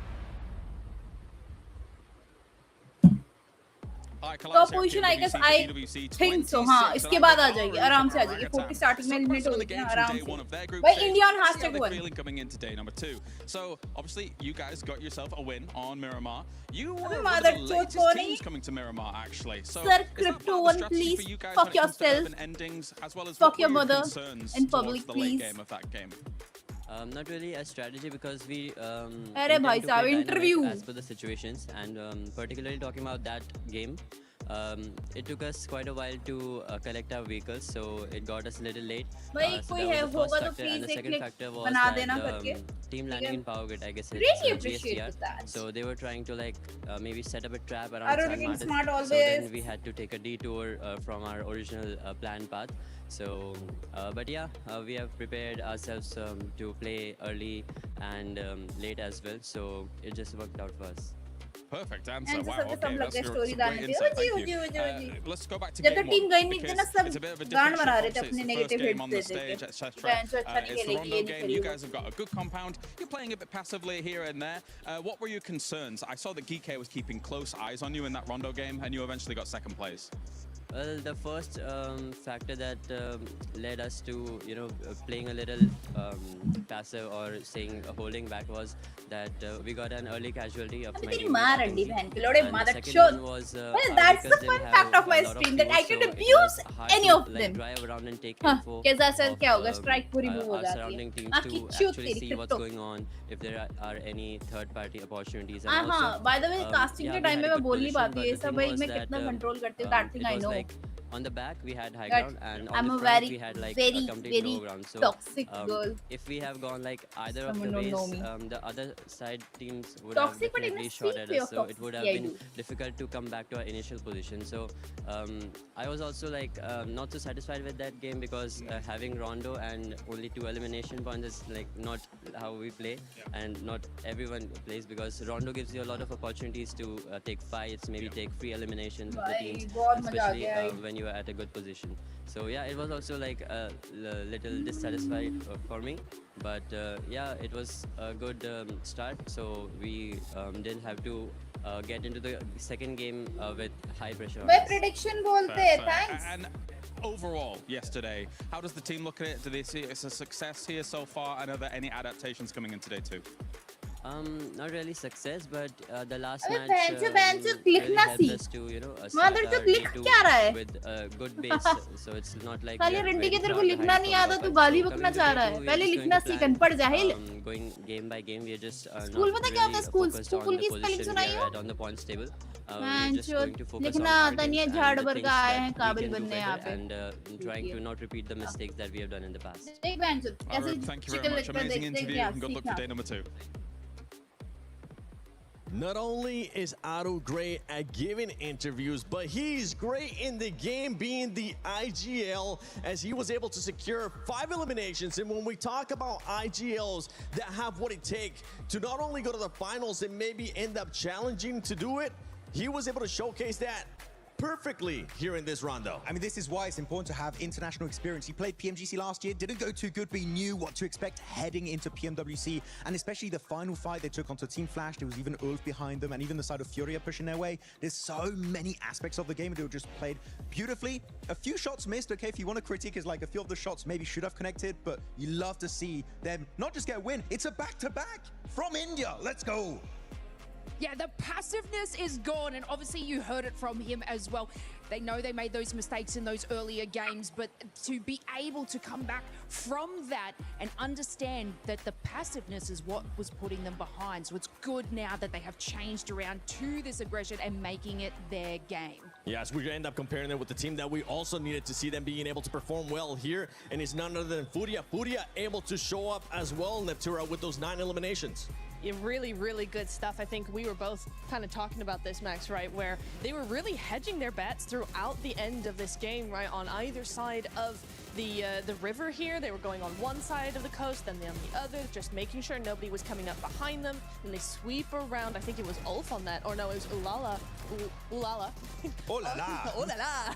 It was them on that eastern side, able to just sweep around. Some really, really good stuff coming in there, Liz. Yeah, I mean, even if we move back to the earlier game, Furia versus Al Ula, they basically had the contention on the top of the roof, and either one of these teams could have actually taken them down, which was super funny that they then go into their rotation and they're next to each other again to have this battle out. But of course, Furia came out on top, and then this is exactly what we expect to see from Furia at the start of the matches. But if we go off of yesterday, it can be a slight downfall for them. So I hope that they can prioritize these eliminations early on like they have and move themselves into the position. And not only that, we got to talk about the bottom teams as well, Lace, because the bottom teams ended up showing up here. Even though they might have not ended up showing towards the end of that game, they did use that Rondo to go after those eliminations. Exports, Thundertalk Gaming, we finally saw them. Yeah, I mean, if we have a look at Thunder Talk Gaming, I've sort of placed them, they just need a 5-point average that includes eliminations and placement points to push themselves out of that bottom into that bubble. And I mean, they had 3 eliminations early on in contention, and it was basically, I'm pretty sure it was AJ. He almost got a 1v4 on a team. And I mean, that would have set them obviously into a great motion because they actually had a free path rotating into the central zone. As we see Orangutan take over that first place with 66 points. And the wonderful thing of this is that it puts OG in the perfect situation because OG now has absolutely nothing to lose. And they're currently challenging and they're currently in a place to go directly to the finals. This is fantastic. I mean, obviously it's best case scenario for any team, but for Orangutan especially, we are looking at a team here that yesterday was, you know, ramping up the confidence, ramping up the momentum very, very slowly. With this game coming in with a back-to-back, they've gone from 0 wins to 2 and top of the leaderboard in just 2 matches, Max. So I really, really like what we're seeing here. It was proactive. They were thinking about not only the next move, but the next 3 moves as well. The timing was really good. They took advantage of third parties. That's what we wanted to see from them yesterday. Yeah. And they really, really did it. And this is exactly what we wanted to see, exactly the kind of result that they deserve now. Talking about things you want to see, I'm going to say one thing we didn't want to see was 4 Thrives taking a massive L here on Rondo. I mean, really, clearly a very big mistake. The mistake that's very easy to avoid is don't drop in Ulf's territory, right? You send your recall player and you're surrounded by 4 Ulf players. I can tell you that is not a good place to be. So hopefully, if they do have a bad playing path, they can try and find a better option. Even just go get a car and send it forward, loot, and get your teammates recalled maybe a minute or 2 later on down the line. 4 Thrives on Rondo need to fix that slight recall system. As we're looking at those bottom 3 teams, Gaming Stars, Thunder Talk Gaming, and Exports Rejects, good thing that they were able to get those points laced as they were able to keep that gap even closer to be outside of the top, out of the bottom 3.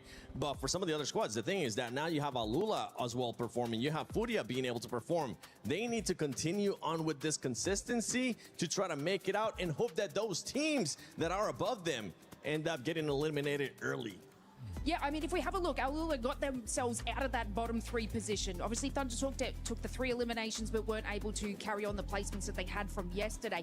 But, you know, in the contention with Fury on the building, you saw Claw sort of taking up and entering that fragging position. And basically, we had, I think it was...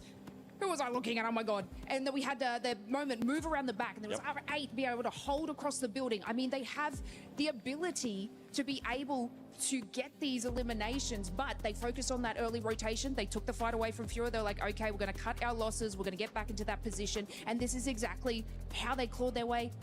I see what I did there? Claw their way out of the bottom 3 there. And if they can just carry on this, hitting a 5-point average per game, they're safe. Yeah, hopefully that's going to be the case, but we'll see, because right now, I mean, with that back-to-back from OG, India starting to step up, and they're looking to be in the finals, as we're going to be sending it over to none other than Jackie, the man with the coolest jacket, and Kalaris.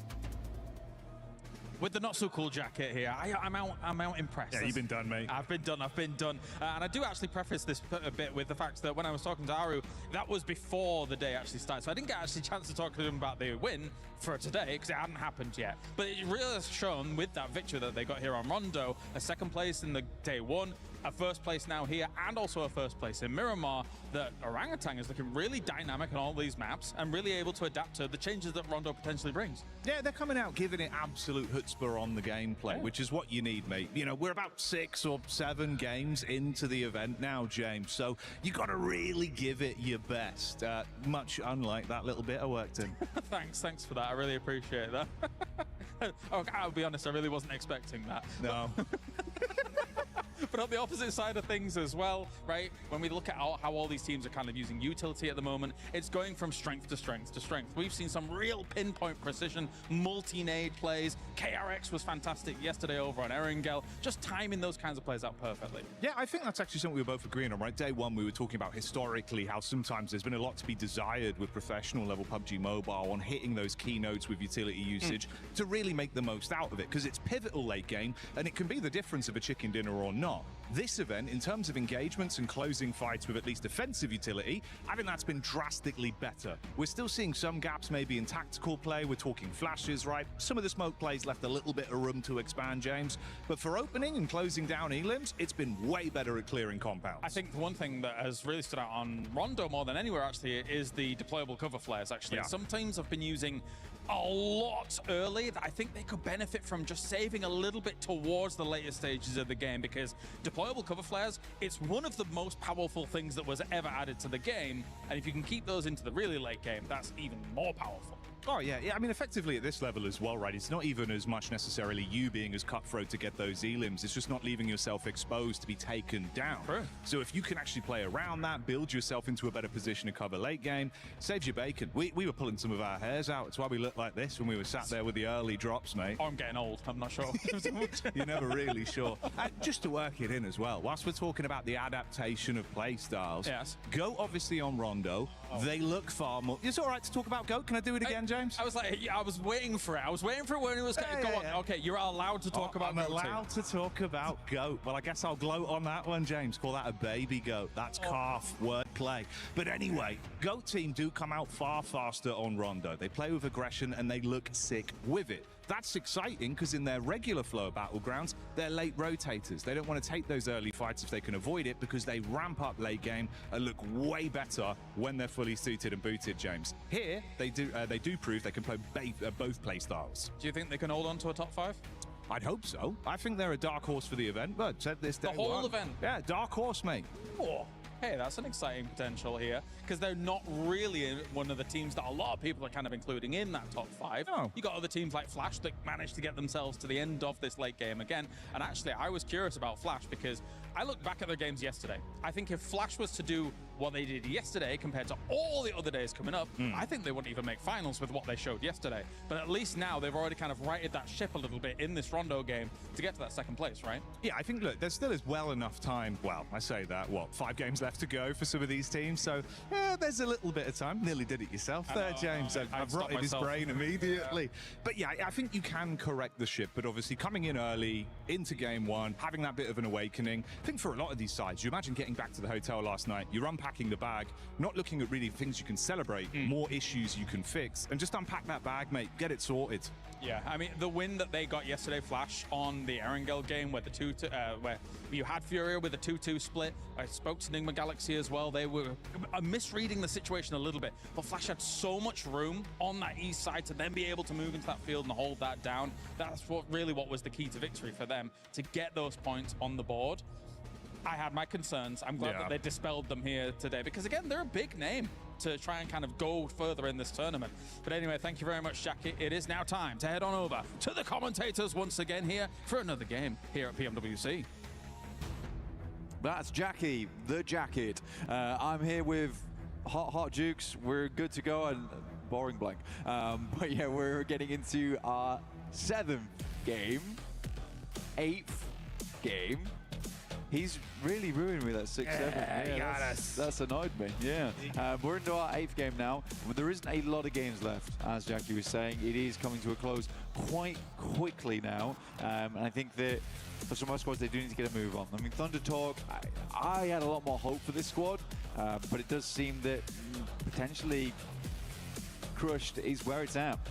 Yeah, you don't want to get those keys crushed. You want to survive, and the way to get it done is on good old-fashioned Erangel. Here we go. Southern playing path here. Super Southern. Yeah. Good circle for a team like Aurora. You know exactly where they're headed. But for the rest of these squads, they're going to have to get it done. Ain't that right? Blank the tank. Blank the tank. I'll take that. I'll take that. Robust. Yeah. explode on the scene. But yeah, I do have a very southern playing path here. It's incredibly rough to play around with. Aurora happy with this one. They can get down towards that south side fairly easy. Fourth Rise also a fairly decent start for them over towards Ferry Pier as well as the yellow. So you wonder if they're going to run into any trouble in this area. I think Sosnovica is going to be a little bit more fixated on. But you're right to point out what you were pointing out there, which was the elimination count coming through from Aru. Yeah, he sneaks into that top 3. He's right there. He could easily push himself to first if he goes and gets some good eliminations in this game. Looking at the match rankings right now, they are pretty stacked. Because I'll tell you what, OG is on top when it comes to the overall. 66 total points, 4 Thrives right below. Man, Pakistan on top. Well, I don't know about that. I mean, 4 Thrives are in second right now. It's a tough place to be in. Yeah, 4 Thrives, 61 points. OG just blowing them out of the water right now. But you could definitely tell the difference between 4 Thrives as well as OG in terms of the elimination points. 37 eliminations to 46. And if we rock that back to Aru, 15 of those 37 elims are coming through from him. He is absolutely a monster right now. And I really do mean it. It's Aru, the arrow flying straight towards those targets and playing his team straight too, because that is a difficult thing to do as an IGL, to be both at the front. Oh, no! Run, Aru, run! Run, Aru, run! Oh my gosh! The bows with the knife. Oh, brother. No way! Yo. OG might be cooked this game. Oh, they're pissed. Oh, never mind. They're not happy. Upset. They're upset. Flash trying to take him down the last match. In the final 1v1 on the squad, Tatanki rocks up to the tree line. Both behind. You're right, the knife is out. The serrated blade is not enough. But the rest of the squad is here to play. That is what I call revenge, folks. Are you kidding me? Aru getting thirsted, but it looks like Orangutan get the last laugh here. Shows they don't need Aru, but it would be nice to have him, but they won't have him this game. Down to 3, AKOP able to get some stuff done there. Secures his 3rd elimination of the match as well, and Flash rock away with Win, but in this case, they seriously took the L. Are they hunting him down? Is Win actually going for it here? No way. That would be insane. He's got him in his sightlines. We got a runner here, folks. And it's OG Win making the moves, full sending it, but at a certain point, surely these guys got to get away. They absolutely do. And I mean, for OG, they're happy to go wherever they like, but for the Flash, they're going to have to head over to the hidden village with Naruto, with our new Ninetales Fury orc skin, which looks awesome, by the way. Sick. 2 separate versions of the same thing, which is crazy. He's hunting him down, dude. He's looking. I know. This is some serious frustration coming through from the Flash. They don't want to lose out like this. He's got to keep the reputation high, apparently. Wow. Win gonna go get some loot here, and the rest of OG get to safety. So what a crazy way to start things off. Aru running for his life, dude, straight-legged it. My brother was in trouble. Oh, man. I ain't gonna lie, though. He was feeling the tickle of the blade on his back. He was just ahead of them. I mean, he had to pull out the old flick of the wrist with a knife to get that thrown at point blank. The only way to get it done. I mean, he was impervious to blades quite some time. Only the point did it. Dude, that tickle was so close. He's like, I can't even run Serpentine at all. I can't move. I gotta go forward. Just straight away. The boys were coming to support him real quick, though. Yeah, they did. That I respect from the rest of OG. And they came in heavy. But they know how important he is. Yeah, they know dude. just how important he is. So to keep him up is a really big thing. Yeah, you were just talking about it, right? Like, yeah. I mean, it's so ridiculous to see your top fragger also be your IGL. Yeah. And you said it yourself, and I agree. It's so difficult, right? You have so much to manage, so much to focus on. Yeah. But when you do have those rare, just superstars that can... Yeah, Beowulf back in the day, that guy was unreal, but they just don't come around all that often. You don't see it. When you do, though, I mean, talk about the trust you gain from your squad, right? Yeah. He said go here. He's also carrying us. Yeah, he's so, also carrying. I think we gotta listen. You know what I'm saying? So it definitely I'm does a sit help for this. Yeah, for sure. Like, yes, sir. Oh, we got you. Right? We're coming. And hey, they saw their leader, right, running away from a knife, and they came heavy. But unfortunately, it just happened to be just a second too late. Coops sends some shots over towards Furia. Honestly, I don't think Furia's last game was terrible at all. I think they got fair far into it. And that was despite having a really, really hard start for them. I mean, their recall beacon was just so out of the way from the destination. And even then, they were trying to figure out it.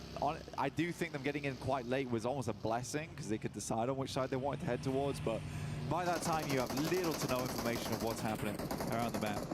Yeah. 4T taking shots over towards KRX as they do pass on by. This is towards those yellows on the southern edge. They're just moving through the forest, the south side of Pachinki, but Enigma Galaxy once again already flying out to a new location.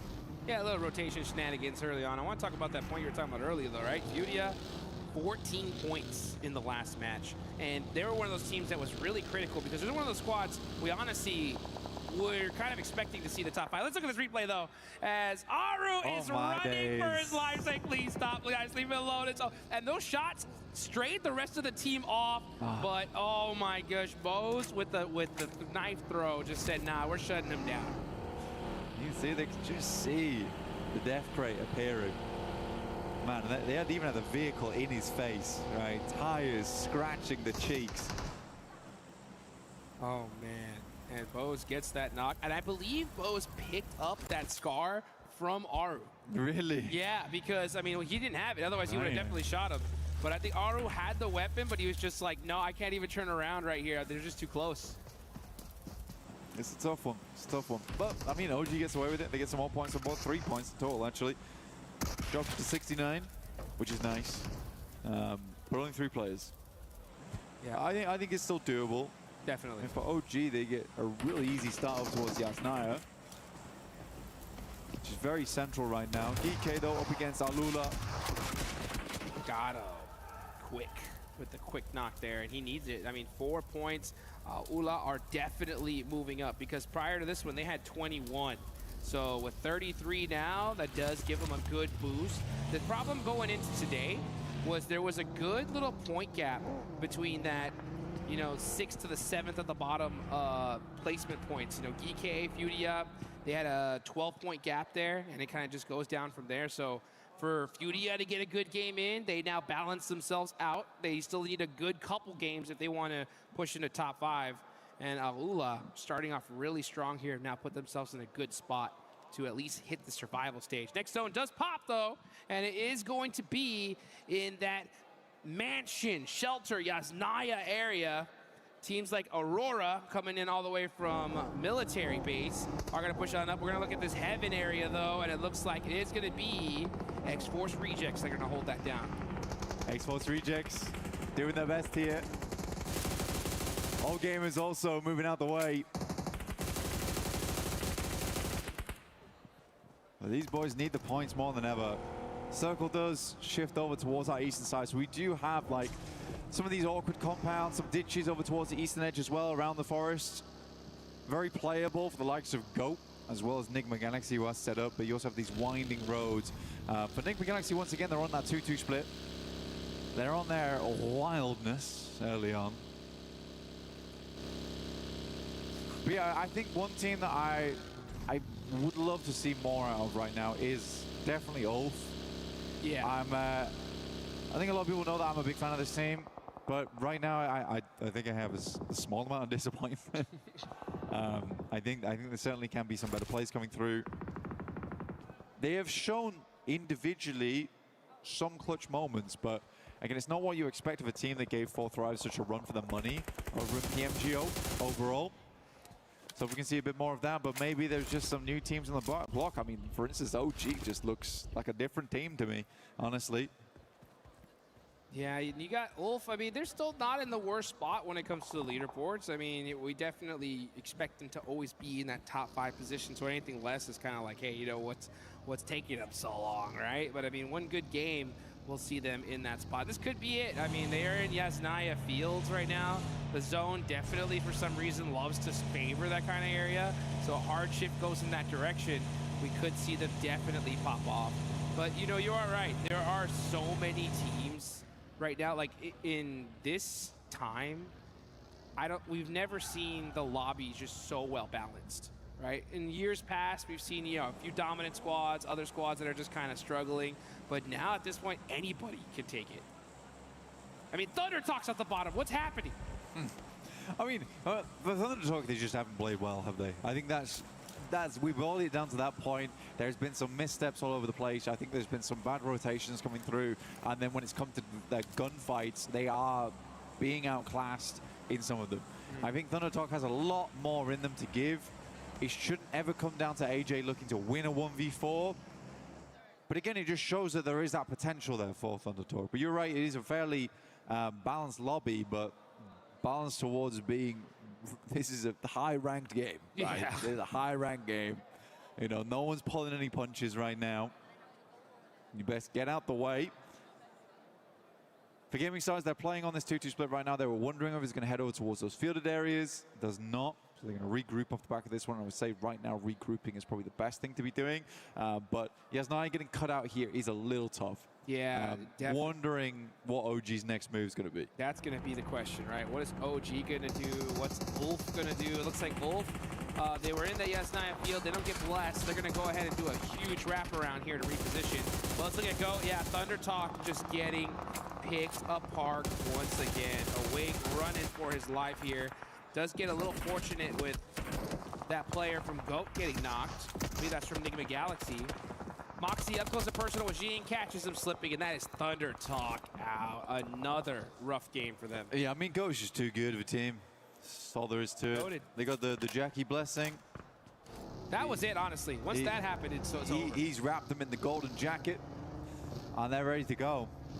I think for GOAT, it's been all right. Again, I think for GOAT, the main thing that worries me about the squad is the inconsistency. But hey, if you can have 16 Elim games with a chicken dinner, bosh, you're good to go. Yep. And it was kind of crazy because we saw in PMMI, GOAT, they took the slot for 4 Thrives and weren't able to really honor it in the way that they wanted to. But they come here into the World Cup, and at least at this group stage, they're looking good, right? Second place so far after these eliminations they have. Hey, just a little bit more work and they can end up on top. A little bit more work, yeah.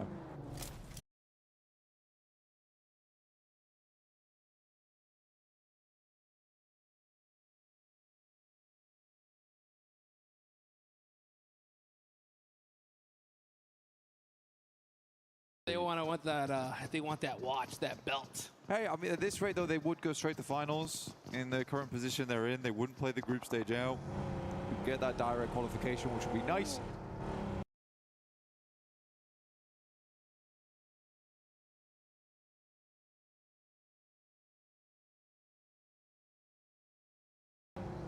If they can keep things up, that is. We do have a few more games left today. A few more Arangles. That's right. Into our Miramars to close things.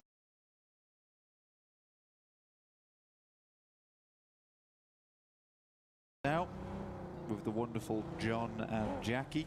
Yeah, dude, crazy prize pool, by the way, man. It's so wild. You have, you know, $1.1 million in the group stage alone, 152 grand onto the survival stage, and then we get to the finals, 1.7 million.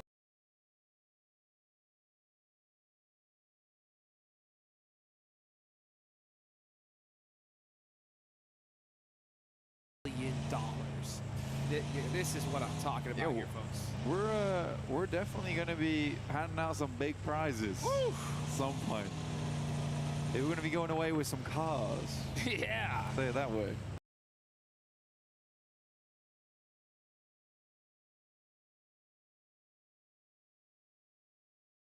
Yeah. Let's get it going. Which would be cool. Again, I think that money should be reinvested in the team. Yep.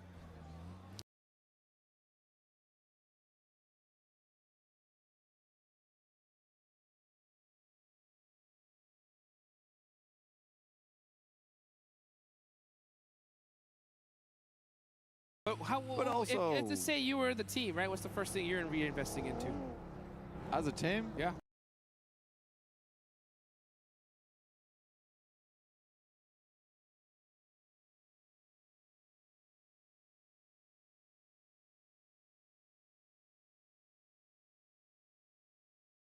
God, get those boys a better scrimming area. You know? Yeah, that'll work. Give me the refrigerated drinks.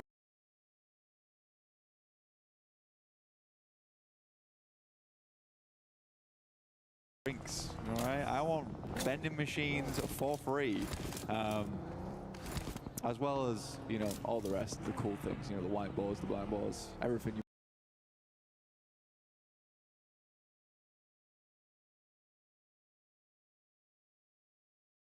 I need tablets, etc.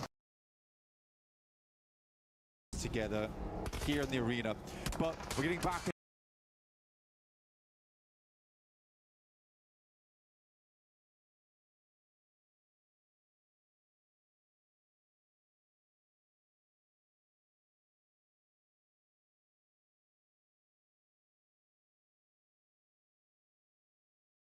Towards the action, things are starting to pop off in a big way as Ulf does open up. RQ is looking quite good here. They have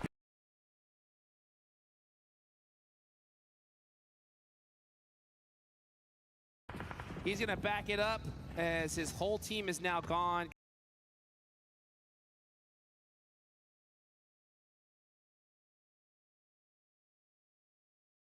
Going to have to do a crazy 1v4 here. QXZZ's got that S12K though. And yeah, he's waiting for his team. He's like, you know what, why don't we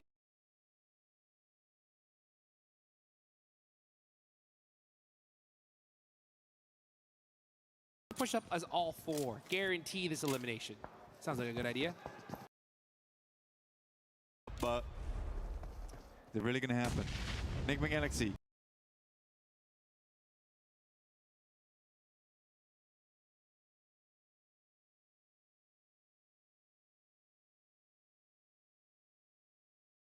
Heading over towards RQ. These guys have been making a lot of noise so far, and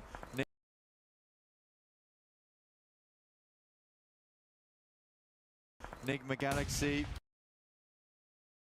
All right. You telling me they did? That's why they were there ping pong the whole night. That's what they said, and it looks like it's working out right now because they are in a good position in the zone. Did you just expose their secret sauce? Maybe I just did. Okay, now everyone's going to be on the ping pong. Now Enigma Galaxy can't get on the ping pong tables. Look what you've done. You're right. What have I done? You got to take that back. You know what? It was Put that back in the back of the VOD box. review. It was VOD review. That's right. That's what we were doing outside. Exactly. Yep, as well. Yeah. So that's what it's all about here. You got to pull out all the secret sauce, all the stops here. Yeah. Oh, GOAT though. Look at that.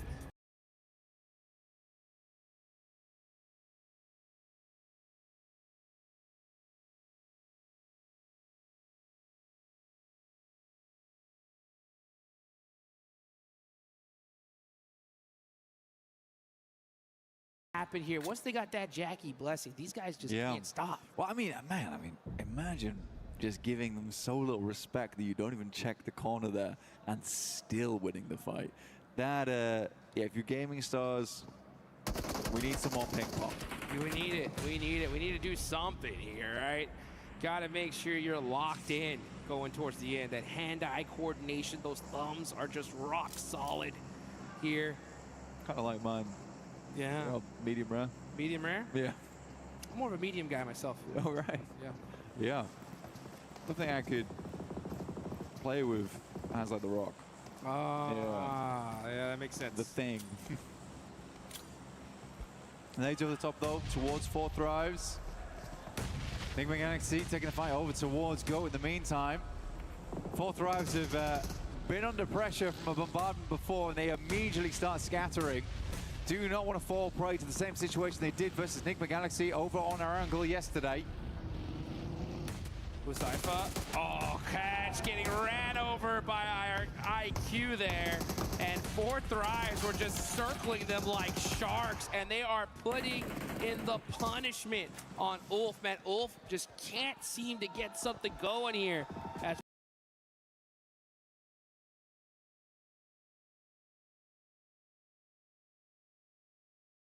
4 Thrives now with 5 eliminations are looking good in Erangel. I mean, right now for Ulf, I don't think they're going to drop to the bottom 3. Getting them towards that top 5 is going to take some special towards the end of the day, though. But they haven't played bad, right? They are a dead center team.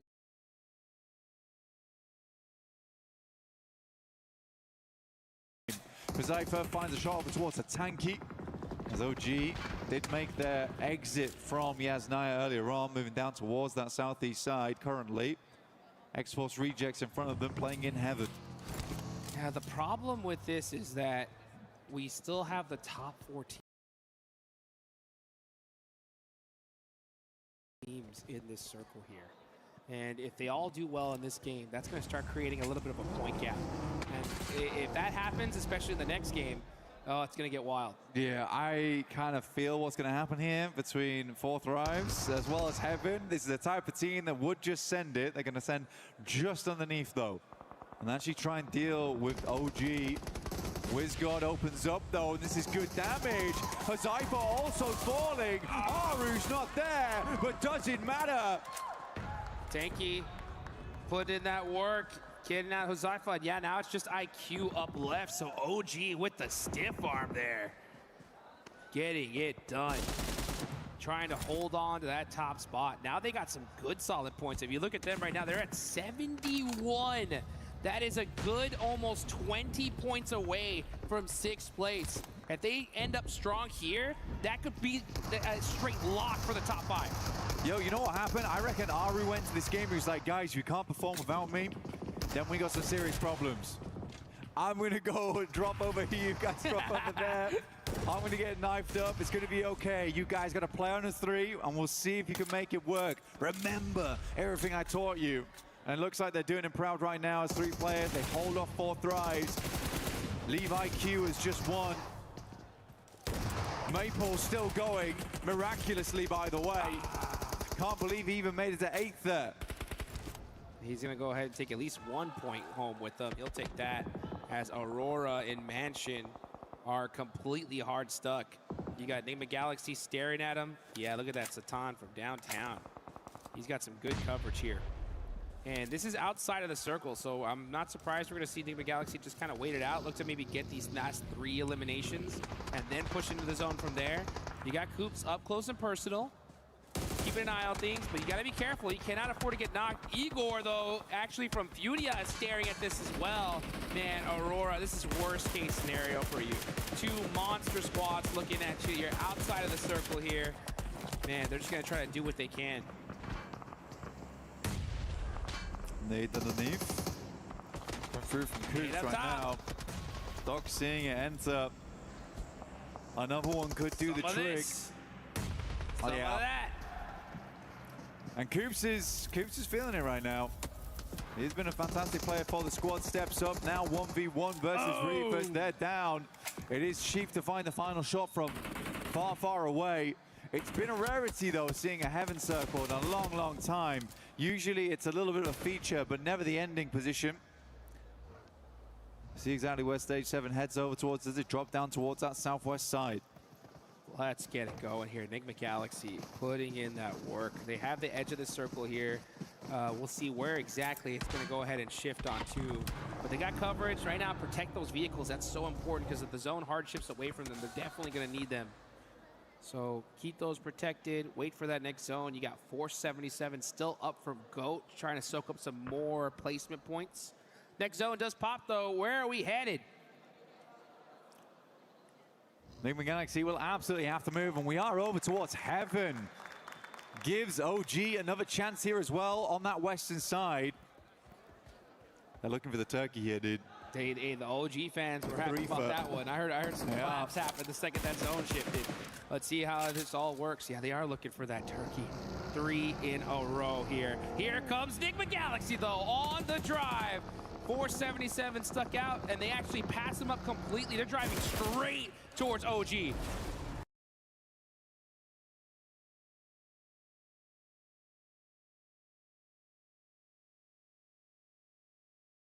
OG's gonna have to hold them off around the other edge of things. It is a 4v3 here. Tanky the first to fall. But WizGod actually is able to get a bit of a clap back over towards that way, and Ralph is left behind.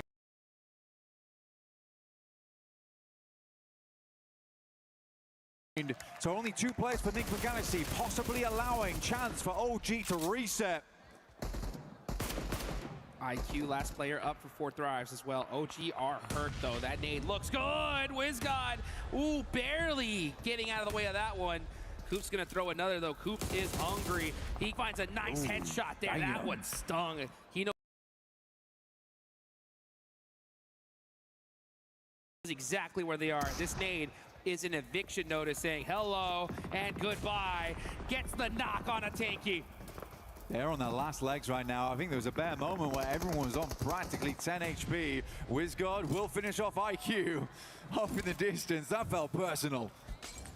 Coop's throwing a quick Molotov down low. He needs to start doing some of that low toss action we saw earlier. But he's got another nade locked and loaded. Let's see if he can throw this heat-seeking missile down south. Oh, he's got to watch his back, though, and he gets him! Coops is doing some damage right here, all by himself. Lemonade goes a little bit too far. WizGod takes another nasty hit. Smoke's going forward here, trying to keep AKOP alive, but a 4th place is still fantastic for OG. Setting goes down, that will give time for potentially WizGod to move up and pick up AKOP in the midst of all the smoke here. Makes the dash now. Devil gets a knock onto Satan. What is going on right here? We got Coops gonna hopefully try to get that res. But demon on demon action, this is crazy. Meanwhile, Furia is going to put in some work, and Silence, he's got that MG3. That's the gun to have here. Furia, man, looking to finally get a chicken dinner as Silence gets another knock there, and the finish actually. Coops down to his last single HP. Does, oh, nice little vehicle switch there. Hops in the vehicle, hits the passenger seat, ejects, gets himself to safety for a little bit longer. But, oh, looks like that nade is gonna do it.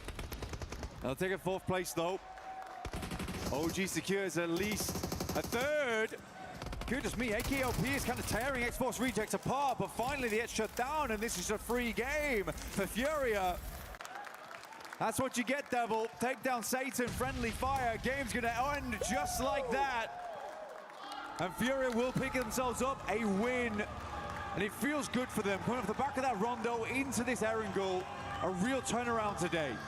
That is how you get it done right there. Furia, you know, that was just a sigh of relief, because yesterday they were just hunting circles all day long, couldn't catch a break, and here they get the chicken dinner. But speaking of breaks, X-Force Rejects, right? They stopped into heaven, they held that position. Yeah. Zone ended up getting locked onto them.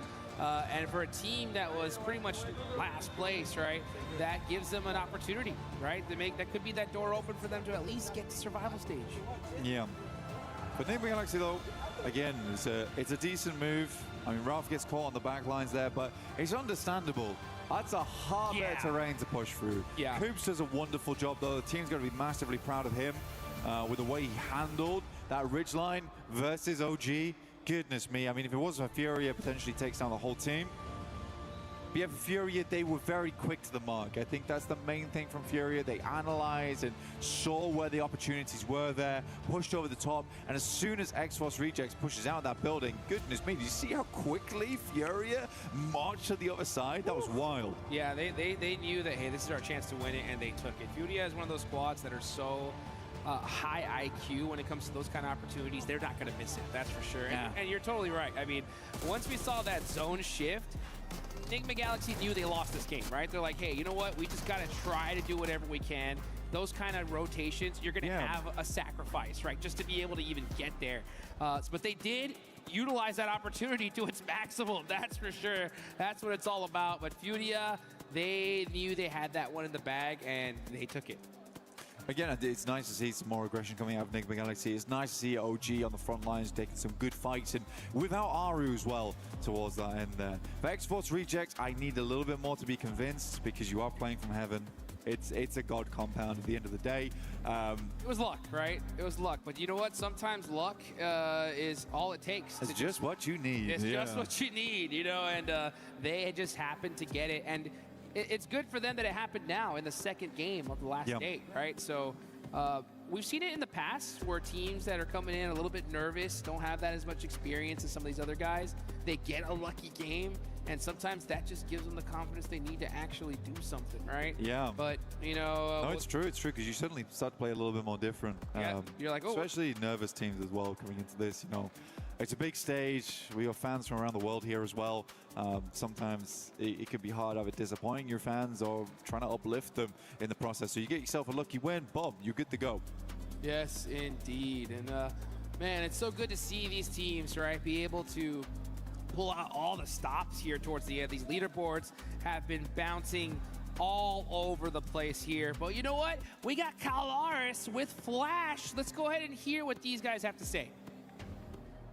That's me. Thank you very much, Hot Jukes. Yes, I am with Top Z from Flash after these 2 games, because I really wanted to talk to them about very unusual circumstances that have been happening. But first, let's start with day number 1 and the results there. It was kind of mixed results here and there, but then you got a first place on the Erangel yesterday. So talk to me about the team's approach to yesterday. Are you happy with those results from yesterday? What did you think overall? Ngày hôm qua thì mình đã làm khá là tốt và đang đứng ở một cái vị trí thứ nhất ở cái map là Erangel á, thì mình cảm thấy là cái màn trình diễn của mình ngày hôm qua nó như thế nào, mình có hài lòng với kết quả ngày hôm qua không? Đối với em thì ngày hôm qua bọn em thật sự là chưa làm tốt. In my opinion, yesterday, to be honest, we haven't done a very good job on the maps, I would say. Okay.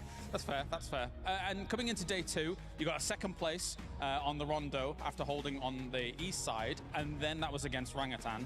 And then game 2 happens today, and then Orangutan hits you guys on Erangel as well. So what's your thoughts about that, and do you want maybe some revenge on Orangutan after all that? Với ngày hôm nay á, thì mình đã đứng ở top 2 ở cái trận đấu đầu tiên á, và sau đó thì mình lại bị đối thủ là Orangutan á, đã ném bom trúng cho mình á, và hạ gục mình. Thì ở trận thứ 2 thì mình cảm thấy như thế nào, liệu rằng mình có muốn trả thù đối thủ của mình hay không? Sau trận 2 thì bọn em cũng rút được kinh nghiệm nhiều hơn, vì trận đó cũng khá là không có may mắn, nên là mấy trận sau bọn em sẽ cố gắng đạt được thành tích cao nhất.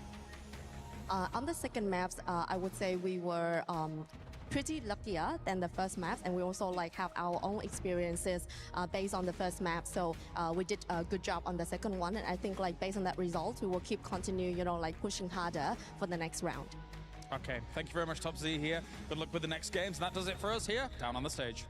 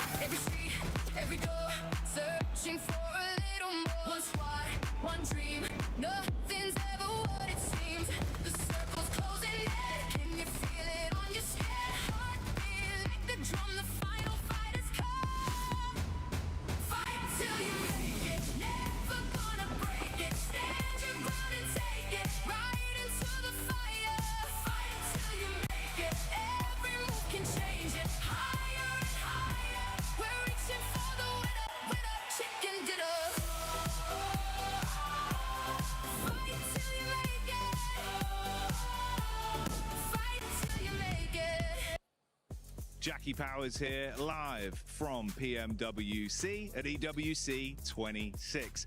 I'm meant to be working with John Allen today, but I don't actually know where he is. He had a bit too much coffee before the show. Let's see if we can find him and tire him out.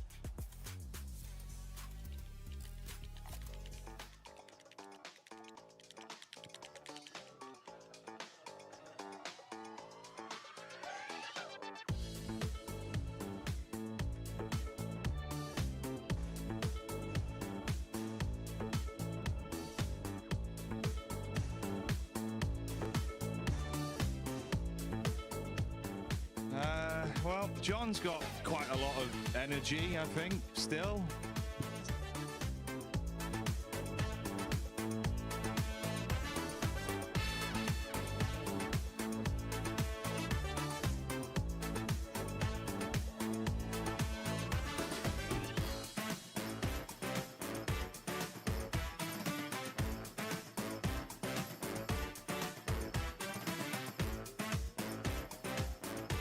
Well, it seems like John has finally tired himself out after a very busy day of activities.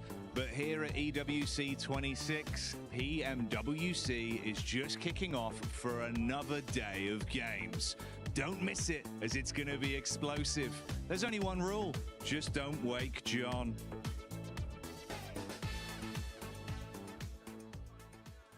John looks so sweet just taking a nap right now. One team that was not allowed to take any naps today was Furia because of the way that they were able to perform in day one. But in day two, Max, they are bringing it.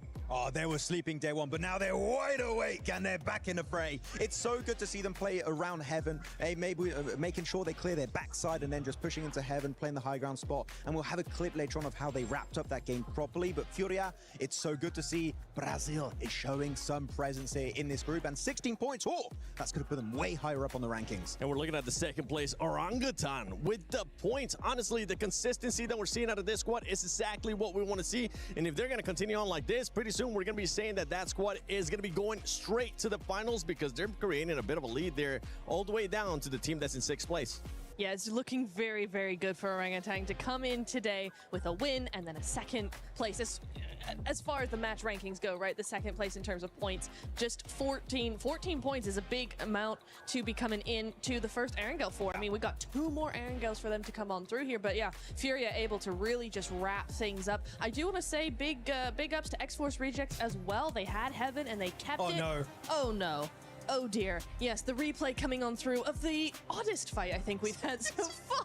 Get him! No!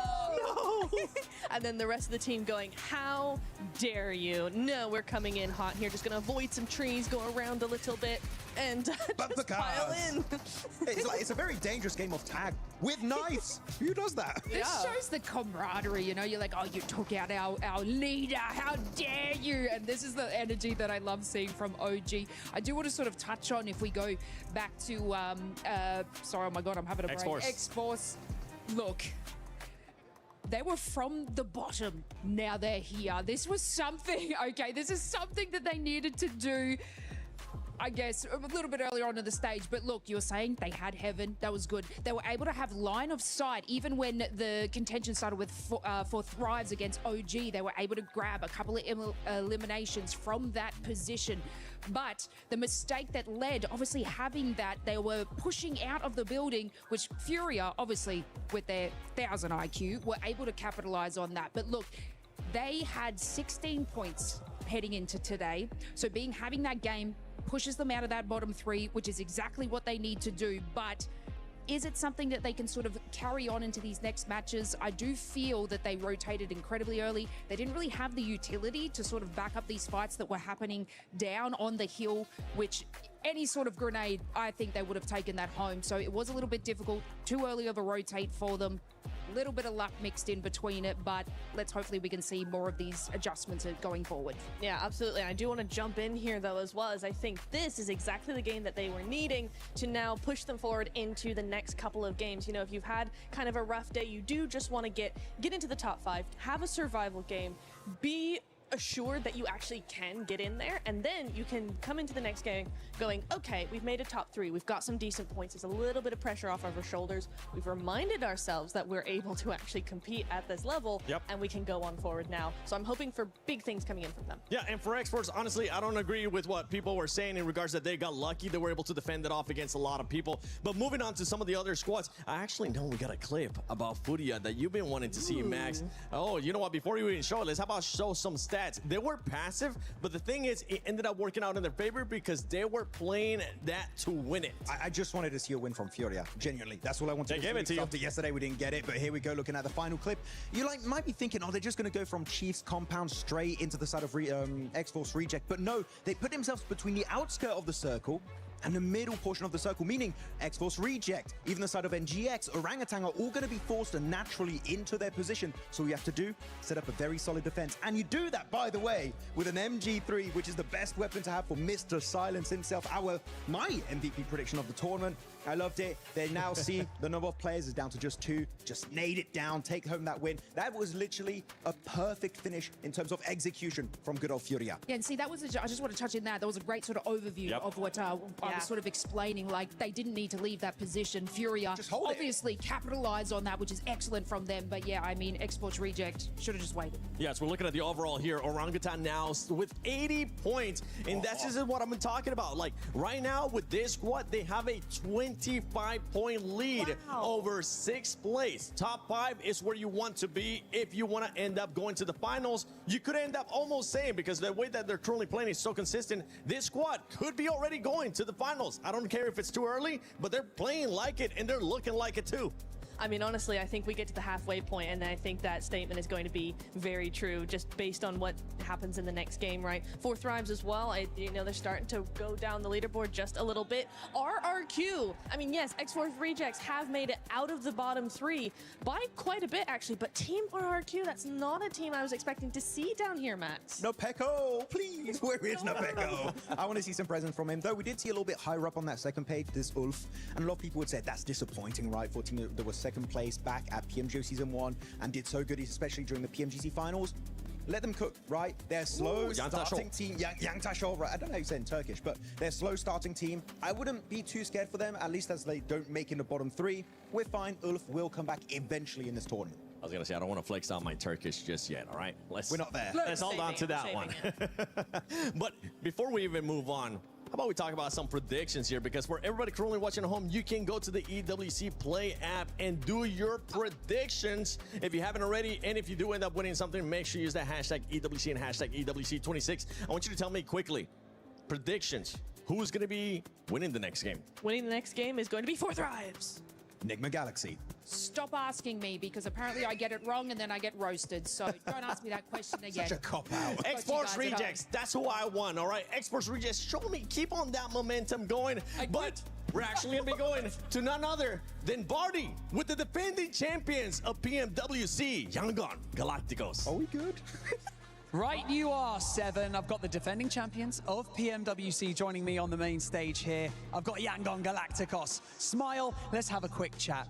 You know, cast your mind back to PMWC last year. You guys managed to secure the championship. The way that you did that was by consistently putting up placement points. You didn't play too aggressive. You just played your game. Now we've had an entire year since then, and you're going to be joining the group stage tomorrow. Has the strategy changed? What's the plan coming into this year's PMWC? Especially for the strategy, I don't want to use wine or rugby too much, but we will prepare for every possible situation, every scenario that, including the we experience in 2025, any new situation that might happen. Also, we don't rely on the same strategy because this is strategy. Yeah. Okay. Keeping the cards close to your chest. I like to hear that. Now, let's talk a little bit about what you're wearing. This is very, very cool. Now, your Yangon Galacticos skin has just released in-game a few days ago. It's traditional Myanmar dress, if I'm not mistaken. Please tell us how it feels to have this kind of representation in-game. I mean, I'm so proud to be here representing Myanmar and wearing Myanmar culture clothes on the international stage.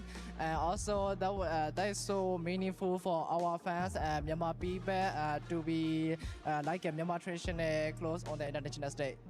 And if you could say anything to your fans who are watching and preparing themselves for you guys to step out onto the stage tomorrow and compete, what would you like to say to them? I mean, cheer for us. Cheer for them, that's what they say. Now, for those of you at home, if you want to get your hands on this incredible skin in-game, just go over to the PMWC event in-game, okay? Now, redeem with perk vouchers, and once you've done that, you'll be able to get your hands on the Yangon Galacticos Champion Outfit Ancient Charm Set. Yangon Galacticos, thank you so much for joining me in this interview. I'm going to shake all your hands, boys. Thank you so much. The gloves are really cool as well. And with that being said, let's head back over to the casters to continue day 2 of the group stage. I don't know about ancient charm. That guy's got new school charm. What a sweet guy. And what a fun team Yangon Galacticos has been. Last year in EWC 2025, they were fantastic. It was good to watch them then. It's good to see them again here again. But we're heading in towards Erangel next. Map number 3. Let's get it going here, man. Hey, I want to say one thing, right? I love you know, good old-fashioned esports jerseys. I want that, though. I want one of those, man. So if you got that in a triple XL, bring it on down. But you know what? It looks comfy, dude. It definitely does. It definitely does. These guys are looking fly, you know, here. But you know what? Speaking of fly, I think it's time to get this started here into the second Erangel of the day. Only 3 more matches after this, but this is going to be a crucial one. OG up to 80 points now. I think it's going to be difficult to knock them out of that top 5 unless there's some incredible shifts up in the rankings as thing goes on. But honestly, I think OG, they're riding high right now. They are feeling good. I don't think anyone's going to challenge them too much. They might drop out of first place, but I'd love to see them stay up there throughout the entirety of the survival stage. And I can see Hoxie currently has taken our top player spot in number 1 with 17. Actually, Aurora top is doing a huge amount of work for them with 16. Let's get it going here. And we can take a look at the top players. Yeah, top with the most damage. Wow. 4,357. Unbelievable performance right here from him. Fortunately, we don't see Aurora on top of the leaderboards here, but they're right there. They're still in 5th place. But OG already now have a nice point sponge, like you mentioned. The Golden 14, nice amount of points as well. Completely tied up in 2nd and 3rd. This is going to be a close one. It's really going to come down to the last match to see who's going to be in our top 5. Absolutely. Now I'm looking down towards the bottom of the leaderboards. RRQ in 14th. Now RRQ qualified on a technicality. They've been working hard, putting in the time to try and get through towards that group stage, potentially through to the finals. It'd be a shame to see them go out here in survival stage, but right now they are not playing up to scratch. So they do a little bit more here. 28 points to the 32. The X-Force Rejects have been able to grab the back of that last game. But we do have Naruto skins in-game at the moment. We've got the Ninetales Fury Org there as well, so you can draw for the Naruto character set 2 and become a sage yourself in-game.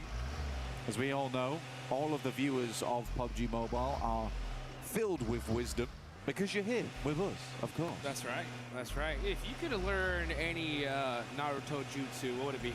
I told you... Wait, John asked me this question yesterday. Did he? Yeah. I asked him the same one. You asked that. I have the same answer. What is it? Rasen Shuriken every time. Dude. Very nice. I had like such weird deja vu for a second there. There you go. Damn, let me... I'll tell you what, I'm going... Give me a second. Okay, give now me, you know what? 2 seconds. Give me 2 seconds. You know what? I'll tell you, doesn't have a couple secs, and that is going to be Thunder Talk Gaming once again. Losing players super early on. Sitting is knocked. And Shiva with the vehicle swap is going to go ahead and get that confirmation. But he's actually going to have to watch out because Sing is already there putting that punishment down. So Thunder Talk, X-Force Rejects battling it out back and forth. Reverb is going to get thirsted. Sitting did survive. And he looks like he is going to crawl to safety. Are you kidding me? So Thunder Talk shutting down that push from X-Force Rejects. One little mistake, that's all it takes. Absolutely. X-Force Rejects leading 1 there. I was looking up jutsus in the meantime. All right. Change your decision? No, but hey, I actually have this tattooed on my back, but it's the Dead Demon Consuming Seal. That one's cool. That one is cool. Unfortunately, I wouldn't use it because I would knock myself in game using that. Maybe lock down your lunch so no one takes it, right? I know. I have to. That's right. You know what? I'm going... I need a res, bro. I need a res. I need a res. I need a reanimation jutsu right now. Come on, bro. I'm going with the flying Raijin, dude. Yeah, that is cool. That is big. You can't. I think it's just too dang good. You know what I'm saying? Anytime you need me, I can have you marked, pow, and I'm right there. But what can I say? I mean, Minato is the GOAT. So, yes. yeah, you ain't wrong. But we are jumping down towards Sosnovka. And we do have to talk about this. Yes. We do got to talk about this because this is fun to watch, but it is also the first time we've actually seen it down towards Sosnovka. We're here to watch these players duke it out on day 2. Down towards the south side of the map. Thunder Talk already making their cross right now. Enigma Galaxy are also looking to move across. And Fourth Drives, they're just not holding it. I think they were much more concerned with having a spot right now. They're on 69 points, which is great. It is good. But we want to see a bit more for themselves. They don't want to end up dropping out on a catastrophic turn of events coming through towards the end of the day. Yeah, I mean, top 5 is definitely the goal. More placements, the better for sure. And with 69, they do have a little bit of a gap from 6th place. But with how these teams are playing, I mean, that we've seen gaps like that get shut down in just a game alone. Especially when you got Fudia climbing up the leaderboards. They have 54. They're within easy range of Nigma Galaxy. Nigma Galaxy, as a matter of fact, they're one of these teams that really need this game right here because things are getting spicy for sure. Looking on over here, especially, this is a very difficult zone. We have a nice hard shift down the military. Yo, my boys have got the double hovercraft. Double hovercraft. That is actually a massive advantage on Sosnovka. You want to keep those up as long as possible. You can sort of hide them down towards the south side if you wanted. Yeah, especially if you can go hunt down one of those welding guns. Man, that's going to be so good for them here towards the end. And it looks like out of 2 teams that are already in military base, Fourth Drives and Nigma Galaxy are mighty close to each other here. Meanwhile, KRX is going to be storming the beach here in a little while as well. So that's going to be interesting to see. A lot of teams want to take in that position there. Yeah, KRX actually heading over towards the slope, moving upwards towards Fourth Drives' position. Ulf is yet to cross yet, just worried at the moment. There is a jump to be made for Ulf here into top 5. They want it on this game. Similarly for KRX, Furia, The Flash. And you're right, Nigma Galaxy is right on that cusp at the moment. Yeah. Keep a white-knuckled grip to keep this one going. Dude, these last 3 matches coming up are going to be so insane. You know what? I'm excited. Me too, and I am just so happy that... Look at this. GOAT going down. Killer Joe is out. Moxie is hurt. So X-Force Rejects do cross the bridge. They head to Novo, and they end up getting the better of GOAT. Meanwhile, look at this. They're on a glider, getting themselves a position in this next circle. Yeah, it's sad to see as well because it's going to be Foopsman as well as Force going forward. Kind of players you want. There's also a crash glider here too, so it looks like GOAT was double gliding, KRX is double hovering. Trend around the map. But yeah, I think for X-Force Rejects, this was cool. I like this from them. I gotta disagree with 7 though.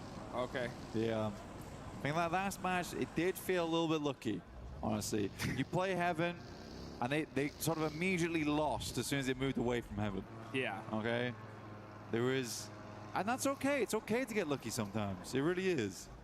But it also feels bad when you instantly lose players running out into a singular sightline. I want to see more of it. So that right there is more promising to me than anything. And it's coming in at 8 minutes into the game. Capability to take down a squad moving in and have the wherewithal to set up in Novo.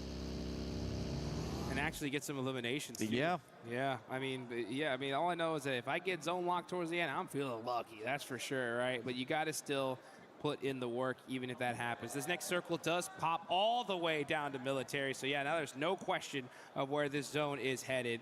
And thank God. Yeah, thank goodness. So I think we're tired of these like crazy water in the middle of the island circle. You know what I'm saying? So no splits here. It's just going to be who is the best in order to get this win. Right now, obviously the center of Airstrip is pretty strong. Good place to play. You could even head over towards C block. Hi guys. Not a bad spot. Worth playing going forward. Hello. क्या चल रहा है भाई ये? Capability to move हम in. थोड़ी देर के car पे हुए. OG on top. Oh my goodness. Somewhere.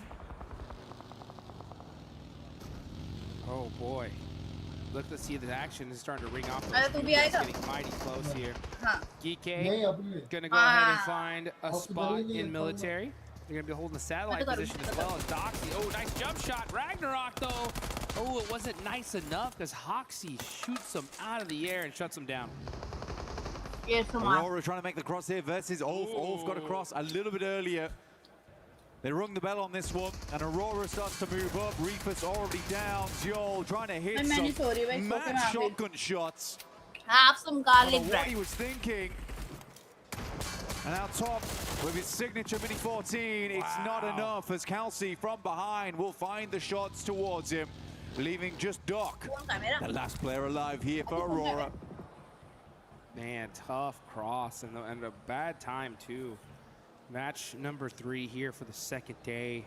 Aurora in 4th place. Going out like this is going to be tough. It's going to really be those last 3 matches for Aurora if they're going to make it into the top 5. So worst case scenario for Aurora, Enigma Galaxy, Flash, Udia. Here you can see Maniac looking for some cheeky angles. And look at him go. He's going to be able to try and jump all the way to the top, and he does. So Maniac busting out his parkour skills, showing people this is how it's done. This is how you get up on top. And Ulf is going to have to be mighty careful. His footsteps are pretty loud, though. Let's see if they can hear him up there. Doc's like, what the hell, man? You're making a lot of noise. Oh, man, the coach didn't look too happy. We saw that little coach's corner. Let's see if Doc can make him smile. As Rolex is like, hey, nobody's here, right? There's no way. Nobody's here, right? Are we trigger discipline on this one? That's crazy. Oh, gets the thirst, though. And he did get shot in the back, right? Am I tripping? No, you're not. That is ballsy to stay that. Nade goes fully long. And the coach corner, no reaction. No reaction. No reaction. Nil point. That is correct. Yeah. Oh. He did get shot in the back. He did, right? Yeah, I was like. My boy just stood on the stairs. Just saying, you know what? If I'm going down, this is how I'm doing it. I'm convinced I'm parkouring stuff. I'm safe. Oh, man, Yusuf getting caught out. Maniac jumped down? I thought he was on top of the hole. If he was on top of here. Interesting. Scarface, though. Yeah, I thought he was on top of the little tippy top of the bridge. But now it looks like we're going to see Ulf just hard commit. Alula's coming in here as well.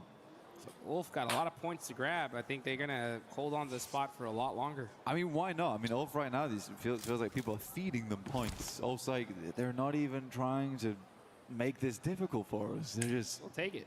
It's just meals, free meal tickets arriving on the bridge. Yeah, I'll eat that up every time. Circle does move far down towards the southeast, though. X-Force Rejects did try and pick up the buildings down towards the southwest side of C block. But KRX is nice and set up. However, a lot of these teams are going to have to make their way out of airstrip, and quite a few times that can be a difficult task. Getting out across that road, you're massively silhouetted in that situation. It's a question of if anyone else has those sight lines. Now, this is a big move from RRQ. They are flying through teams on the southern edge.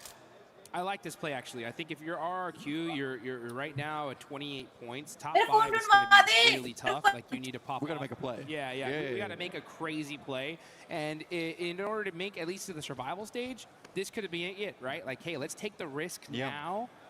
Especially with Miramar coming up. Let's full send it to the center, and they do make it there safely. So it looks like that bet did end up paying. Oh, as soon as I say that, AJ gets a knock and thirst onto one of the players from RRQ. So maybe a little bit too greedy on that rotation. Yeah, well, I would say you should assume the players are going to be playing down towards these very much coastal edges.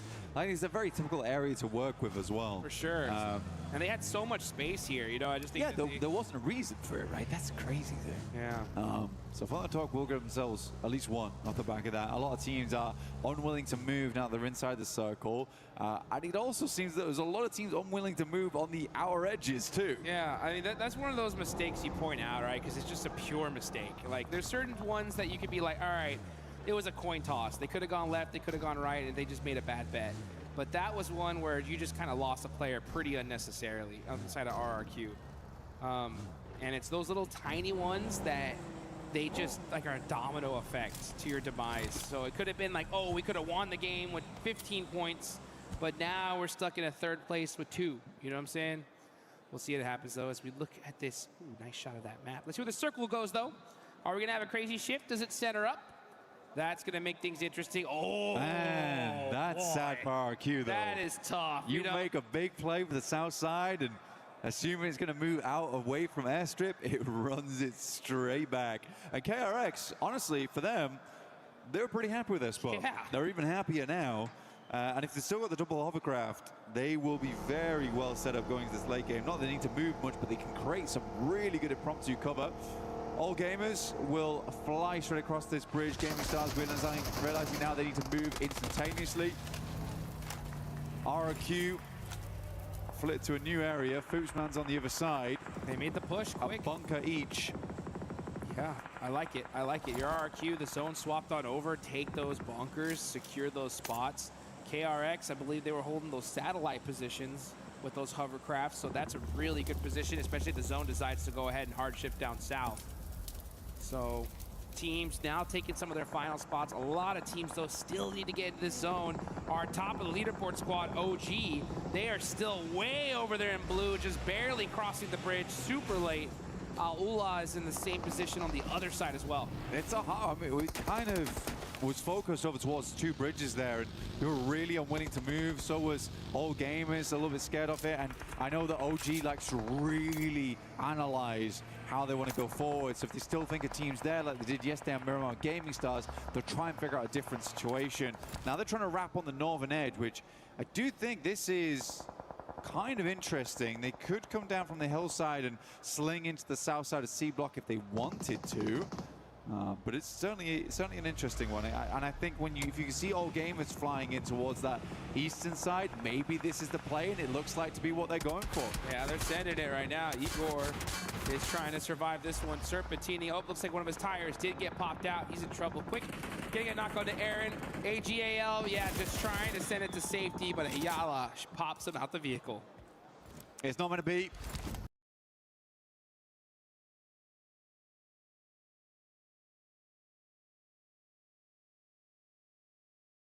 Fury has been marshalling this northeast road for a long, long time.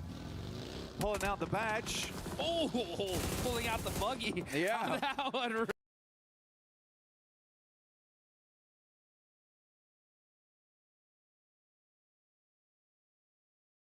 Real quick. Badge has been put away, apparently. Yes, it has. By the Flash here.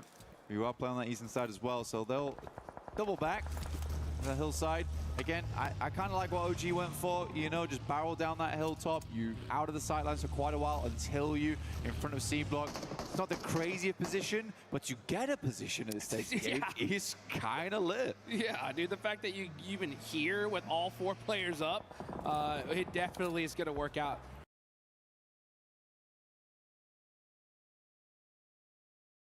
Their med situation has to be super low. Yes. They blew.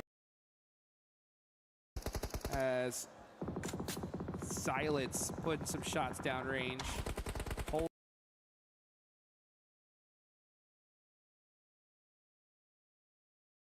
This position. This is a tough circle here, especially if it does go down south. That airfield there's not a lot of coverage in that area. No, you're pretty much playing against the fence right now. Playing off the back of vehicles you still have that aren't completely wrecked.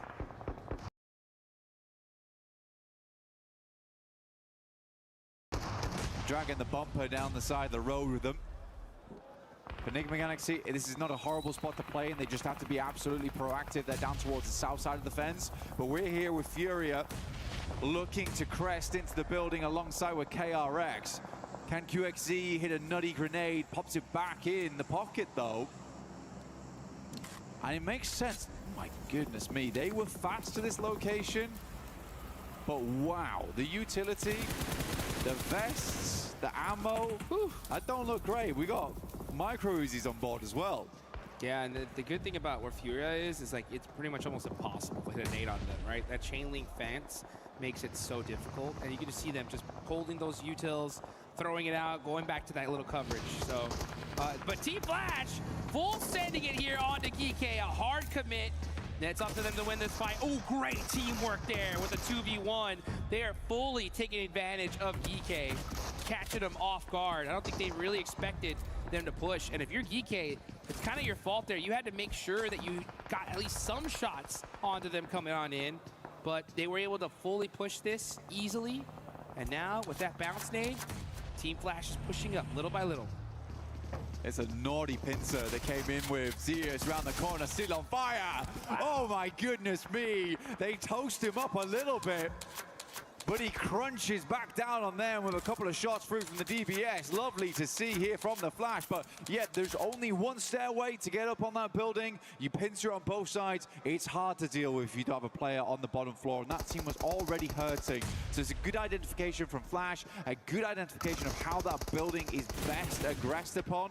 So yeah, well done. Very, very well done. And now they have the ability to hold up both KRX and Fury in the near future. Yeah, I mean, we had to see Geeky up on that top floor, and you could see exactly that's what Flash is doing. They have two up on top, just keeping an eye out so nobody pushes up on them for free. And that little mistake allowed Team Flash to just push up and get it done. Silence throwing a smoke right onto himself here. We know that was on purpose. Damn, well, that is a nice nade. I think he's trying to get the M79 over towards the player who was knocked, but it's kind of just given away where he's playing. He's got the pumpy and a nade. This has to be a special one, but the door's closed on him. Oh dear.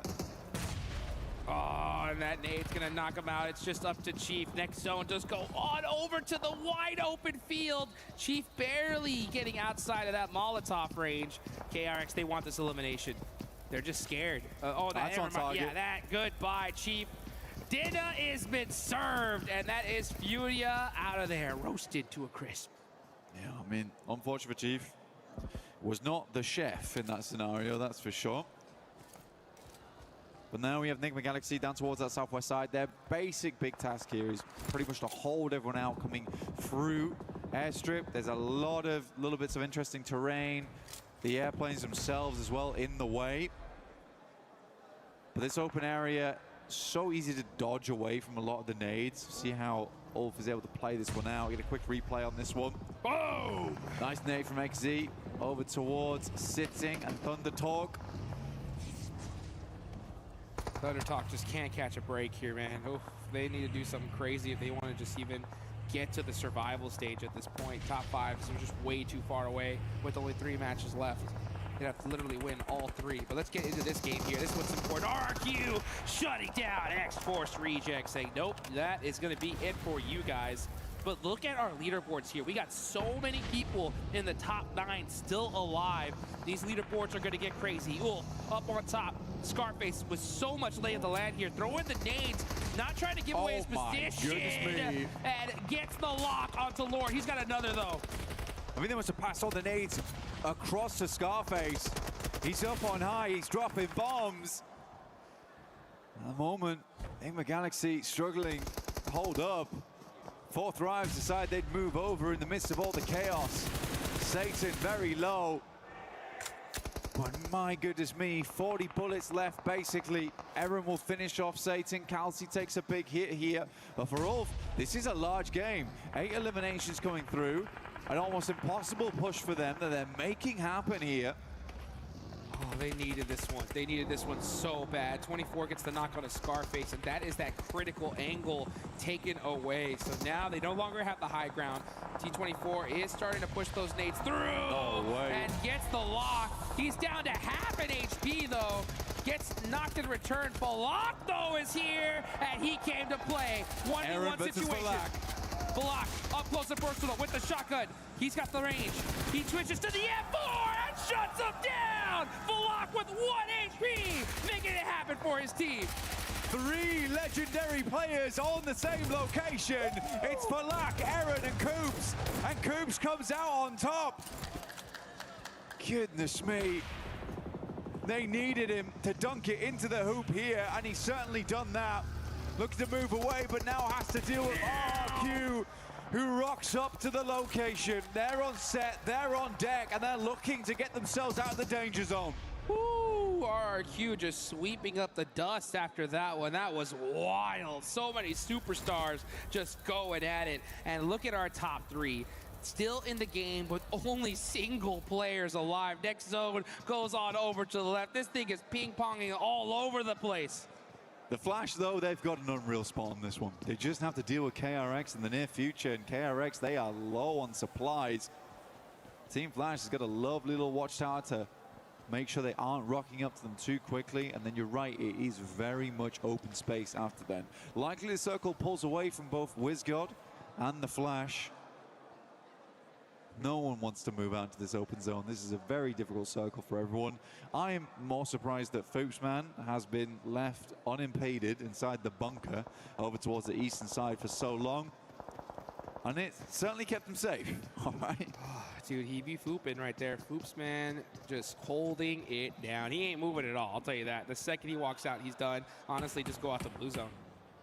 He's got a smoke in his hand. He may try, but... I mean, they're not at the point. I mean, that run just out. Don't try, honestly. That run out like, is hellish. I mean, it's over. If he makes it even into that white line of this circle, then I'm talking about GOAT are going to win this whole tournament. Yeah. I'm telling you. It's a hard push out. I mean, there is this tiny ridge line you can play, but by the time you show your face, that happens. Yeah, the second he even looked out. The second he even looked. Oh, check this setup out. Oh, KRX. I wish you come to the door right now. Nade goes through, looks to be fairly decent, but Hoxie doesn't jump out the window. But the Flash, they've got a nasty surprise waiting for them at the door. Look at that. And then the nade busts all of those gas cans. They wanted to make sure they had the perfect setup if they did push in. But now we're going to see KRX get beat up by 4 Thrives, trying to make something happen. Team Flash, though, punishing them and wiping them out. KRX not able to make the push. I think Hazaifa stole a lot of those heliums, though, unfortunately. RRQ still going. Hazaifa gets himself up in towards. Strong position in the game here. RRQ, Gemforce will find WizGod. Hazaifa at least secures himself a 3rd place here. But RRQ absolutely will pull themselves out of the bottom spots this game. It's a certainty at this point. But we are centering up over towards horrendously open ground. Zypha, man, last player up for 4 Thrives, does get this just one piece of coverage in this circle. What can he do with it? Especially if he's very fortunate to catch RRQ and Flash fight each other. Who knows what could happen? But Flash are going to have to push on out of that position. You can see him holding that kind of satellite tower position.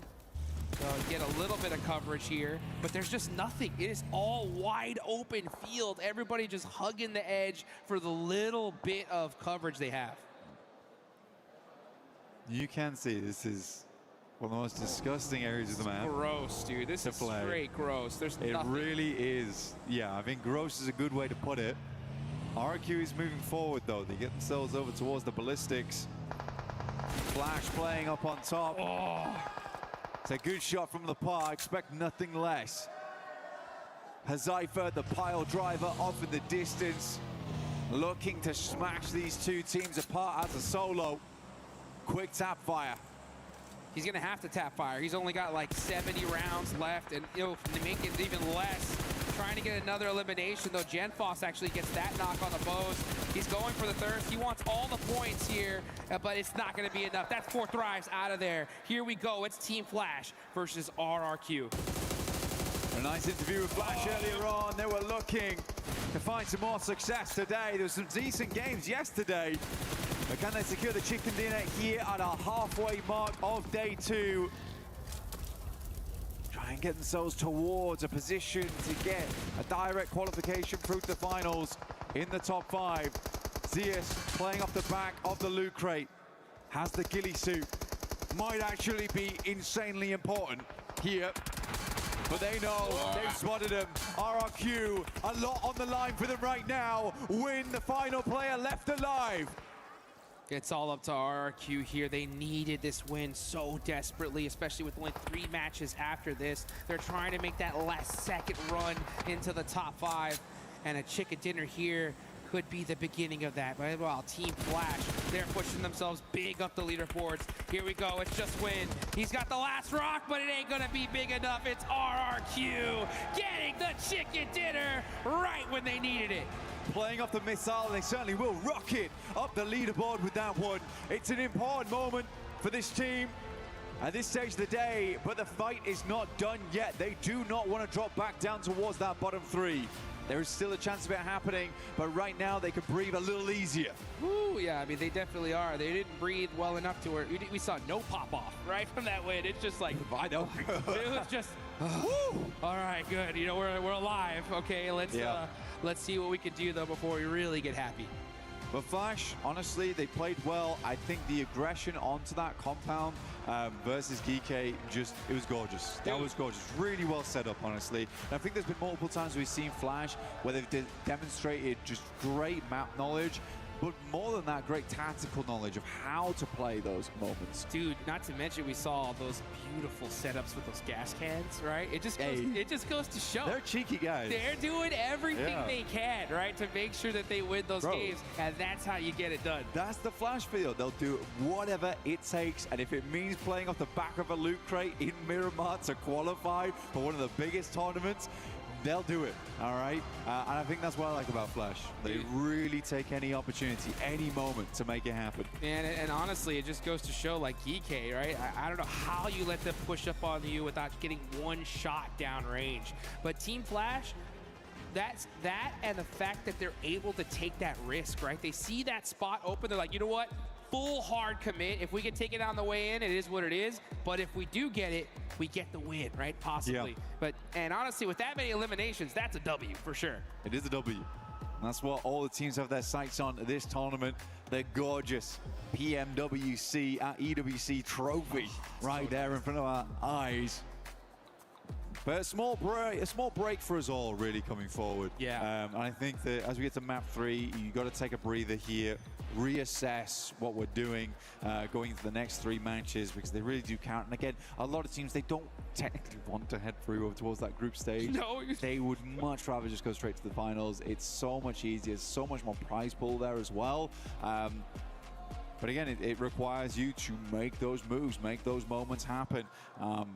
But yeah, I do want to see more on Enigma Galaxy. I think that they're a team that absolutely can secure a spot in top 5. For sure. There's been moments where we look across them and like, oh, guys, you kind of look a little bit sad after that game, but they're playing well, man. They are playing well. And hope they can continue to do that, because we'll be back very shortly, and we'll see you soon with JJ, John, and Alan.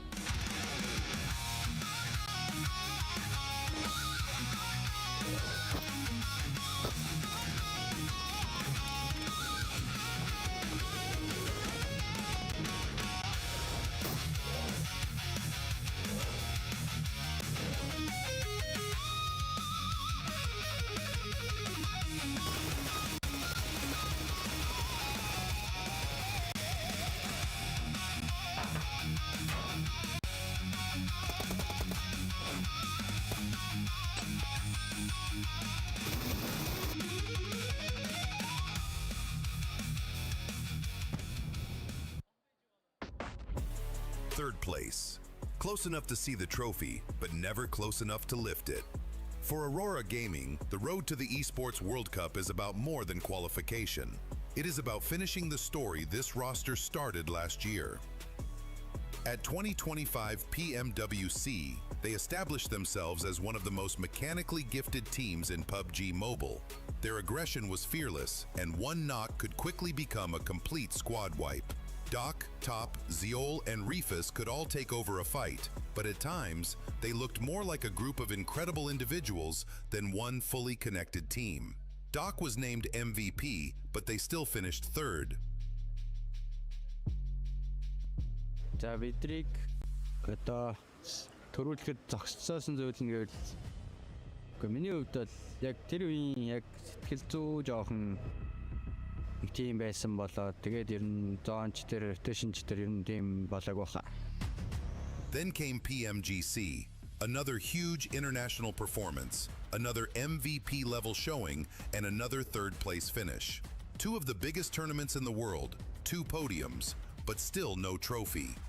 За өнгөрсөн жилийн үтгэн бол бас 2 том тэмцээнд 3 дугаар байранд орсон. Тэгээд энэ жил одоо тэгээд чадхаараа чэндэ. Now, they return under Aurora Gaming with a new organization, the same firepower, and another opportunity to finally win. The question has never been whether they have enough talent. Their MVP titles have already proved that. The real question is whether multiple stars can now play as one complete championship team.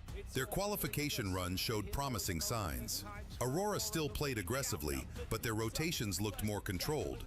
Their pushes had more support, and the team appeared more connected.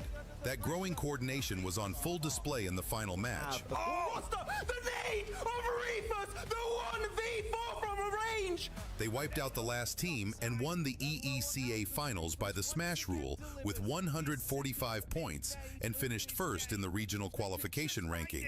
That will be the tournament going their way. They've done it. Aurora are your champions. За өнгөрсөн жилээс энэ жил нь ондоо зүйл гэвэл одоо манай багийн хувьд ер нь сэтгэл зүй уур амьсгал багийн тоглолт ер нь нэлээд өөрчлөгдсөн. Одоо яагаад гэвэл өмнө жил одоо 2 том тэмцээнд 3 дугаар байранд орсон болохоор одоо жишээ нь авраг авахаас одоо нөө хой суугдсан алдаануудаа ер нь тэгээд бүгд засч орж ирсэн.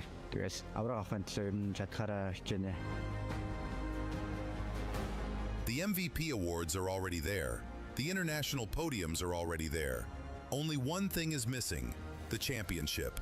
Aurora Gaming arrive at Pmwc 2026 as the uncrowned kings of PUBG Mobile, ready to break the third place curse and finally become global champions.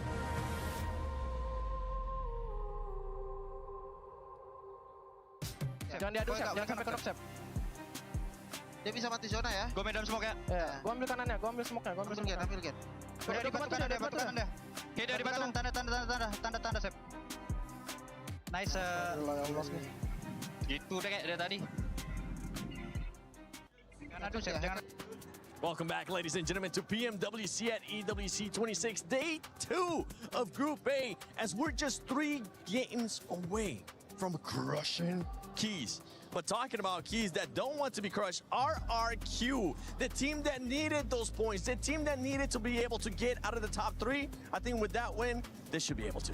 I mean, agreed. I mean, these teams, you can see the desperation that are flowing through all our teams at this present time because they know that this is their last and final chance. They don't get another opportunity after this. They don't get to have a second chance. They're already on day number 2. Now, this performance from RRQ, obviously they were incredibly quiet in our first 2 matches, so having this sort of comeback for them is not, I'm going to say, a miracle. It was obviously well determined and planned. They were able to sort of cause that chaos and that contention right here in the ends of the stages and basically position themselves in such a fantastic way whilst our juggernaut teams sort of fell from there. Yeah, I mean, still really good to see RRQ get a bit of presence here with that massive chicken dinner here on the outskirts of military base. But we saw during these replays, Coops, oh my goodness, Coops, that clutch. There was Ulf, there was Nigma Galaxy there trying to just survive against their grenades, and also 4 Thrives coming in late. But what a clutch from this guy. But eventually can see the circle very open-ended. Flash just throwing everything against the wall, hoping it sticks, but nothing really stuck for them. And eventually the angles they had was enough to finally secure the very first Indonesian win here. Yeah, and for Flash, I mean, for them to even get second place, this is good as well for them, being able to get those eliminations. But for some of the other squads, it's starting to be a bit of a, you need to start doing a lot better. We've seen Exports Rejects do better. We've seen it now, none other than the team that just ended up winning, RRQ, do better too to get themselves out of that bottom 3. As we're looking at a head-to-head here from Flash and 4 Thrives. And 4 Thrives, My gosh, Falak can definitely do his thing. He's still showing that they want to go for that first place because they should be able to go for that first. Is that Glitter? Glitter! Whoa, wait, come back. I actually want to see if we can get a club. Is there any club championship update? Oh, no. But I'm literally going to get one right now, so stay tuned. Thank you. Glitter Explosion, our championship update person. Just the guru. She knows everything about CC. But going back to some of the other with 4Thrives, right? They're still battling with OG for that first place. If you end up being in first place, you will be able to crush those keys. Yeah, they've been having a bit of a tougher time in the last few games today because the finish is always just a solo of 4Thrives. You're not seeing like the dominant force, 4-3 players alive just steamrolling every team in these matches. No, it was Huzaifa earlier on in that Heaven finish. It was IQ. I want to see the just dominance of 4Thrives back in these games because right now it's been a bit silent, but day 1-7 was just so good for them. It should still be enough for them to remain in that top 5. One team that we haven't seen being able to be dominant or even currently in the top 5, if I'm not mistaken, when we get a chance to end up looking at the overall, is Ulf. Ulf is a team that a lot of us were expecting to go straight from groups to finals because of the performance that they have had this year. Yeah, it was about a 3.3 average point for yesterday, just eliminations alone. And for a squad of this caliber, I mean, their first few games to only achieve sort of like 10 points, which is not bad compared to some of the other squads, but it's unusual coming out of this match. And they were able to have that control over the western side. They had that little bit of defense. They were able to sort of get the car and place it on the hill against 4Thrives. But they were so incredibly grouped in that contention. It just took one of these opening nades from 4Thrives to be able to eliminate that, and then they just didn't have the ability to maintain that spot. And this squad should be able to do that. I mean, at the end of the day, it was about 8 eliminations coming out of that match, something that they needed, but this is something that they should be doing every match. They definitely should be doing that every match. Now we're looking at the bottom 3 max. We got Alula, Gaming Stars, Thunder Talk Gaming. Thunder Talk has been pretty much non-existent, so I'm sorry, Thunder Talk fans. I'm just gonna skip it. Gaming Stars as well. Alula at one point showed us that they could maybe even try to push for the top 5. That's not the case right now, as they're currently sitting at the bottom 3. I gotta say, unfortunately for the side of Alula Club, it's just 2 players doing most of the work for their side. So I need to see presence from the other 2 players. Hopefully it'll be enough, because right now, 7, it's a 2-point difference between those teams in the bottom 3 and the teams just above them. So Alula, it's not game over, but they need to get these points on board right now. Their non-games literally are 0-pointers. You can't afford to do that at Pmwc. Yeah, you cannot afford to do that kind of stuff at Pmwc, especially with 3 matches left. You can either make it to the grand finals, you can make it to survival, or you can end up going home, going into this final 3 minute. Oh, what is this? Oh, bro, thank you. What's this? What's this? What is? Thank you, James. I will not throw my even card give us a thumbs up. I threw my card. I've learned my lesson. Oh, sir. wait. This is a PUBG Mobile blind box. There's something inside. Let's open it. There's a Giga Rare one. Oh my gosh. The mysterious, the joyful. Wait, y'all ready for this? Is that the clan or can't? Lace, wait, you ready for this? I want the pink one. Max is already going. Oh my god, you guys are already ripping it. Sorry, we're littering right now. Don't worry, we'll pick it up after this. Oh, there's more packaging. Oh, I thought I got the special one. Oh, there's a card in there too. Oh, did I just get the one I wanted? Oh, no. Hey, I got the pink one. That's the one. Is that what we get? Let's open it. I got the. Gonna have to put this down. I think I got the pink one. Sorry, spoiler alert. What did I get? We're clearly not good at opening blind boxes. If you like ASMR, here you go. El Clasico. Yeah. Wait. Boy. Wait, did we get twinsies? Wedding! Please let me open this. Yes. Aww. Yes. I like this. You know what? I'm going to this the rest of the day, because we're now heading to the final 3 matches of PMWC at EWC 26 Group A. Who's going to be making it? This is awesome. I'm loving it. Some excellent blind box openings coming there through from our analyst desk. And they're having a good time. Our teams probably less so, because it is getting sweaty. Yeah, that's the thing about blind boxes, John. You never really know what you're going to get outside of the predefined list of items. But obviously in PUBG Mobile, kind of similar. You always know what you're aiming for, but you never know if you'll get it. Some teams definitely getting more than others. Yeah, right now, hot contest on the bottom bubble, and it's going to be a real fight for them to try and join some of the teams maybe in the survival stage, not to mention the top 5 going straight to those grand finals. We're going to be heading over into Erangel for the last time of Group A. as the plane path sends on over. Looks like we're coming from North George, cutting down towards Novo way, towards that military base. We saw that military circle finish in the last match. It did get a little bit messy around the runway. Let's see if we can tidy things up here. Yeah, see how we're looking and what sort of sauce we're going to be cooking with into our last 3 games of today. And obviously for some teams, John, that's the brutal reality of the situation. It's not just the last few games they're playing today, it could be the last few games they play this entire tournament. And obviously for what we've been building up for throughout the season, throughout this year, back-to-back grinding for some opportunities to really arrive in Paris, France here at EWC 26, John. If it's taken away from you in the space of 12 games, it's going to be such a gut-wrenching feeling. Well, that's going to happen. It is going to happen necessarily to at least 12 players. Yeah. Because 3 of these teams are going to be going home, as the desk was talking about before. It's, you know, Alula on that bubble right now, 33 points to 35. They need to jump up a little bit further. It's a little bit further to go for the teams beneath them as well, but it is still all to play for as we enter the back half of the day. Over military base, looks like we've got 3 teams dropping out. GOAT will be heading on through, trying to make their way over to Novo. A very heavy west plane path. Yeah, it is a bit. Ooh, shift on that as well. God, we've had some kind of rough circles so far. John, I don't know if you'd agree, mate. Past day, especially today again, it's been a bit aggro. This is one that I imagine for GOAT team, you're probably going to look up and go, you know what, it's not that bad. We love a late rotate, guys. This is the dream. Yeah, grab some of those hovercrafts, pull a KRX, send in 2, and get in late into the game, or at least try to. Looks like Flasher on the hunt. They've spotted 2 players in a buggy. Out of the window he goes. Win for the spray down. Doesn't quite connect on the first one. Reload, leaning out the windows. 3 players in the car, trying to chase them. But it looks like X-Force rejects are wily to it. Yeah, Win looking for the lineup. Full gangster level plays as he leans at the back seat with the boys tracking nicely. That's going to be the bonnet over the top of Reverb to get their first Elim hard hammered in. So not ideal for reject, John. You've dropped into a field and you've been mowed over by a vehicle. Far from it. Yeah, absolutely. Do want to be keeping all your players alive right until the very end, Jackie. That is a top tip for PUBG Mobile. But they are going to be playing on and right on the bubble as well in that 13th place position. It is rough stuff, especially given that they're one of the few teams who's already dropped up towards this north side, right? With 4 players, they have such a better opportunity with Severny to grab everything that they want. And if you guys want to grab everything that you want, make sure that you're joining the Uzumaki Naruto event to make sure you can get the chance to draw those beautiful skins that have been added to the game over the course of it. And see if you can take the top spots here. Well, you have to wait for that probably. Next qualifiers.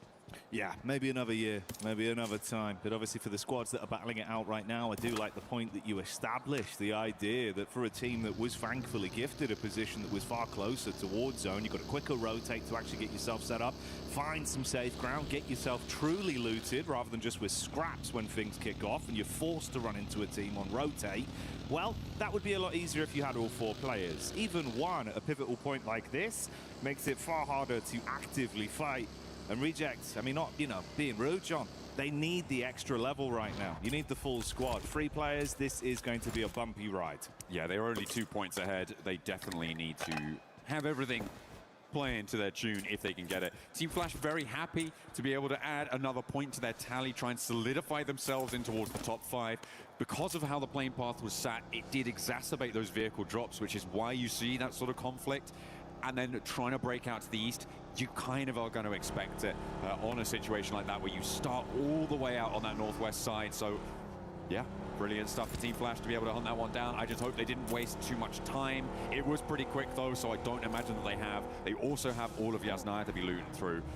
We are seeing the classic Nick McGalaxy send 2 out and see how far you can go. I'm expecting to see them in Kameshki in about a minute. Yeah, this has been, well, you know, relatively working for them. It's been something they've adopted far more with a 2-2 split, being a bit more proactive. We've seen that over the course of the flow of games today as well.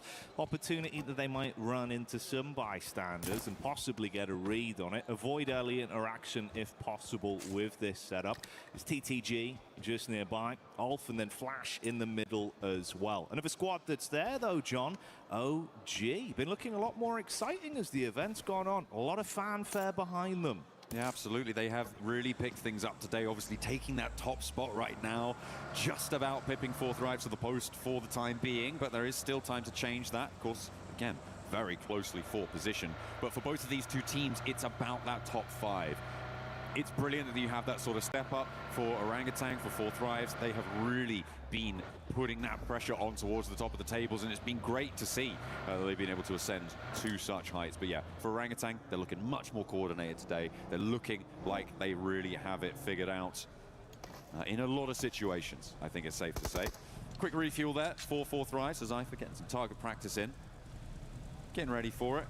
And I'm assuming, yeah, I'm just going to top that one up right to the tippy top, and off he goes. Falak on the road again. Falak was kind of crazy with it at the end of that last match, right? Sending forwards over towards, I think it was Nigma Galaxy to try and sweep through, obviously. No, sorry, it was Coops who took him down from Nigma Galaxy. Yeah. But yeah, it was really quite nutty what they were able to pull off there. Unfortunate that Coops did roll them down, but you can see why people talk about Falak the way they do from the play in the end there. I would say a little bit too much risk for my liking, but that's why I'm not in his shoes. That's fair enough, man. I think, you know, at certain times you've got to dial it on, right? And if you can wreck yourself in those moments, we've seen when he does need to sort of realistically understand it's time to play a bit slower, be a bit more defensive, he can hit that switch. But he's so damn slick with it in firefights that, honestly, I'm pretty excited seeing him giving it. He started off day one with an absolute fanfare of performance, and that's not gone anywhere. Chance they might run into some uncomfortable water, though. You got this wrap over the bridge from Aurora, KRX just up ahead, and 2 of the 4-man split from Nigma, not too far away either. Yeah, still in Pachinki though, and if I know anything about them, they're going to stay there until zone 2 and then see where they can go. Okay, no, they are on the road now, so they have finally looked to leave Pachinki. As we hop over on board with Geeke, they are currently moving out towards the east side of Roshok, trying to find a way to maybe have a chance to cross the river later on. It looks like Orangutan are further ahead in that pursuit, though, and that's going to make things difficult. Will cause a bit of a roadblock there. And instead, they post up in some of the buildings. At the moment, with the river as it sits, you're more going to look to prioritize the eastern side of this circle right now because it's so much more mobile. Teams out there are going to have the opportunity to send all the way north nice and quickly or drop down south if it comes to it. But the teams around the river, they're going to be blocking each other. It's going to be a lot harder to move. It's very, very difficult to try and make that rotation. But sometimes that's just where you have to find yourself. That's just where you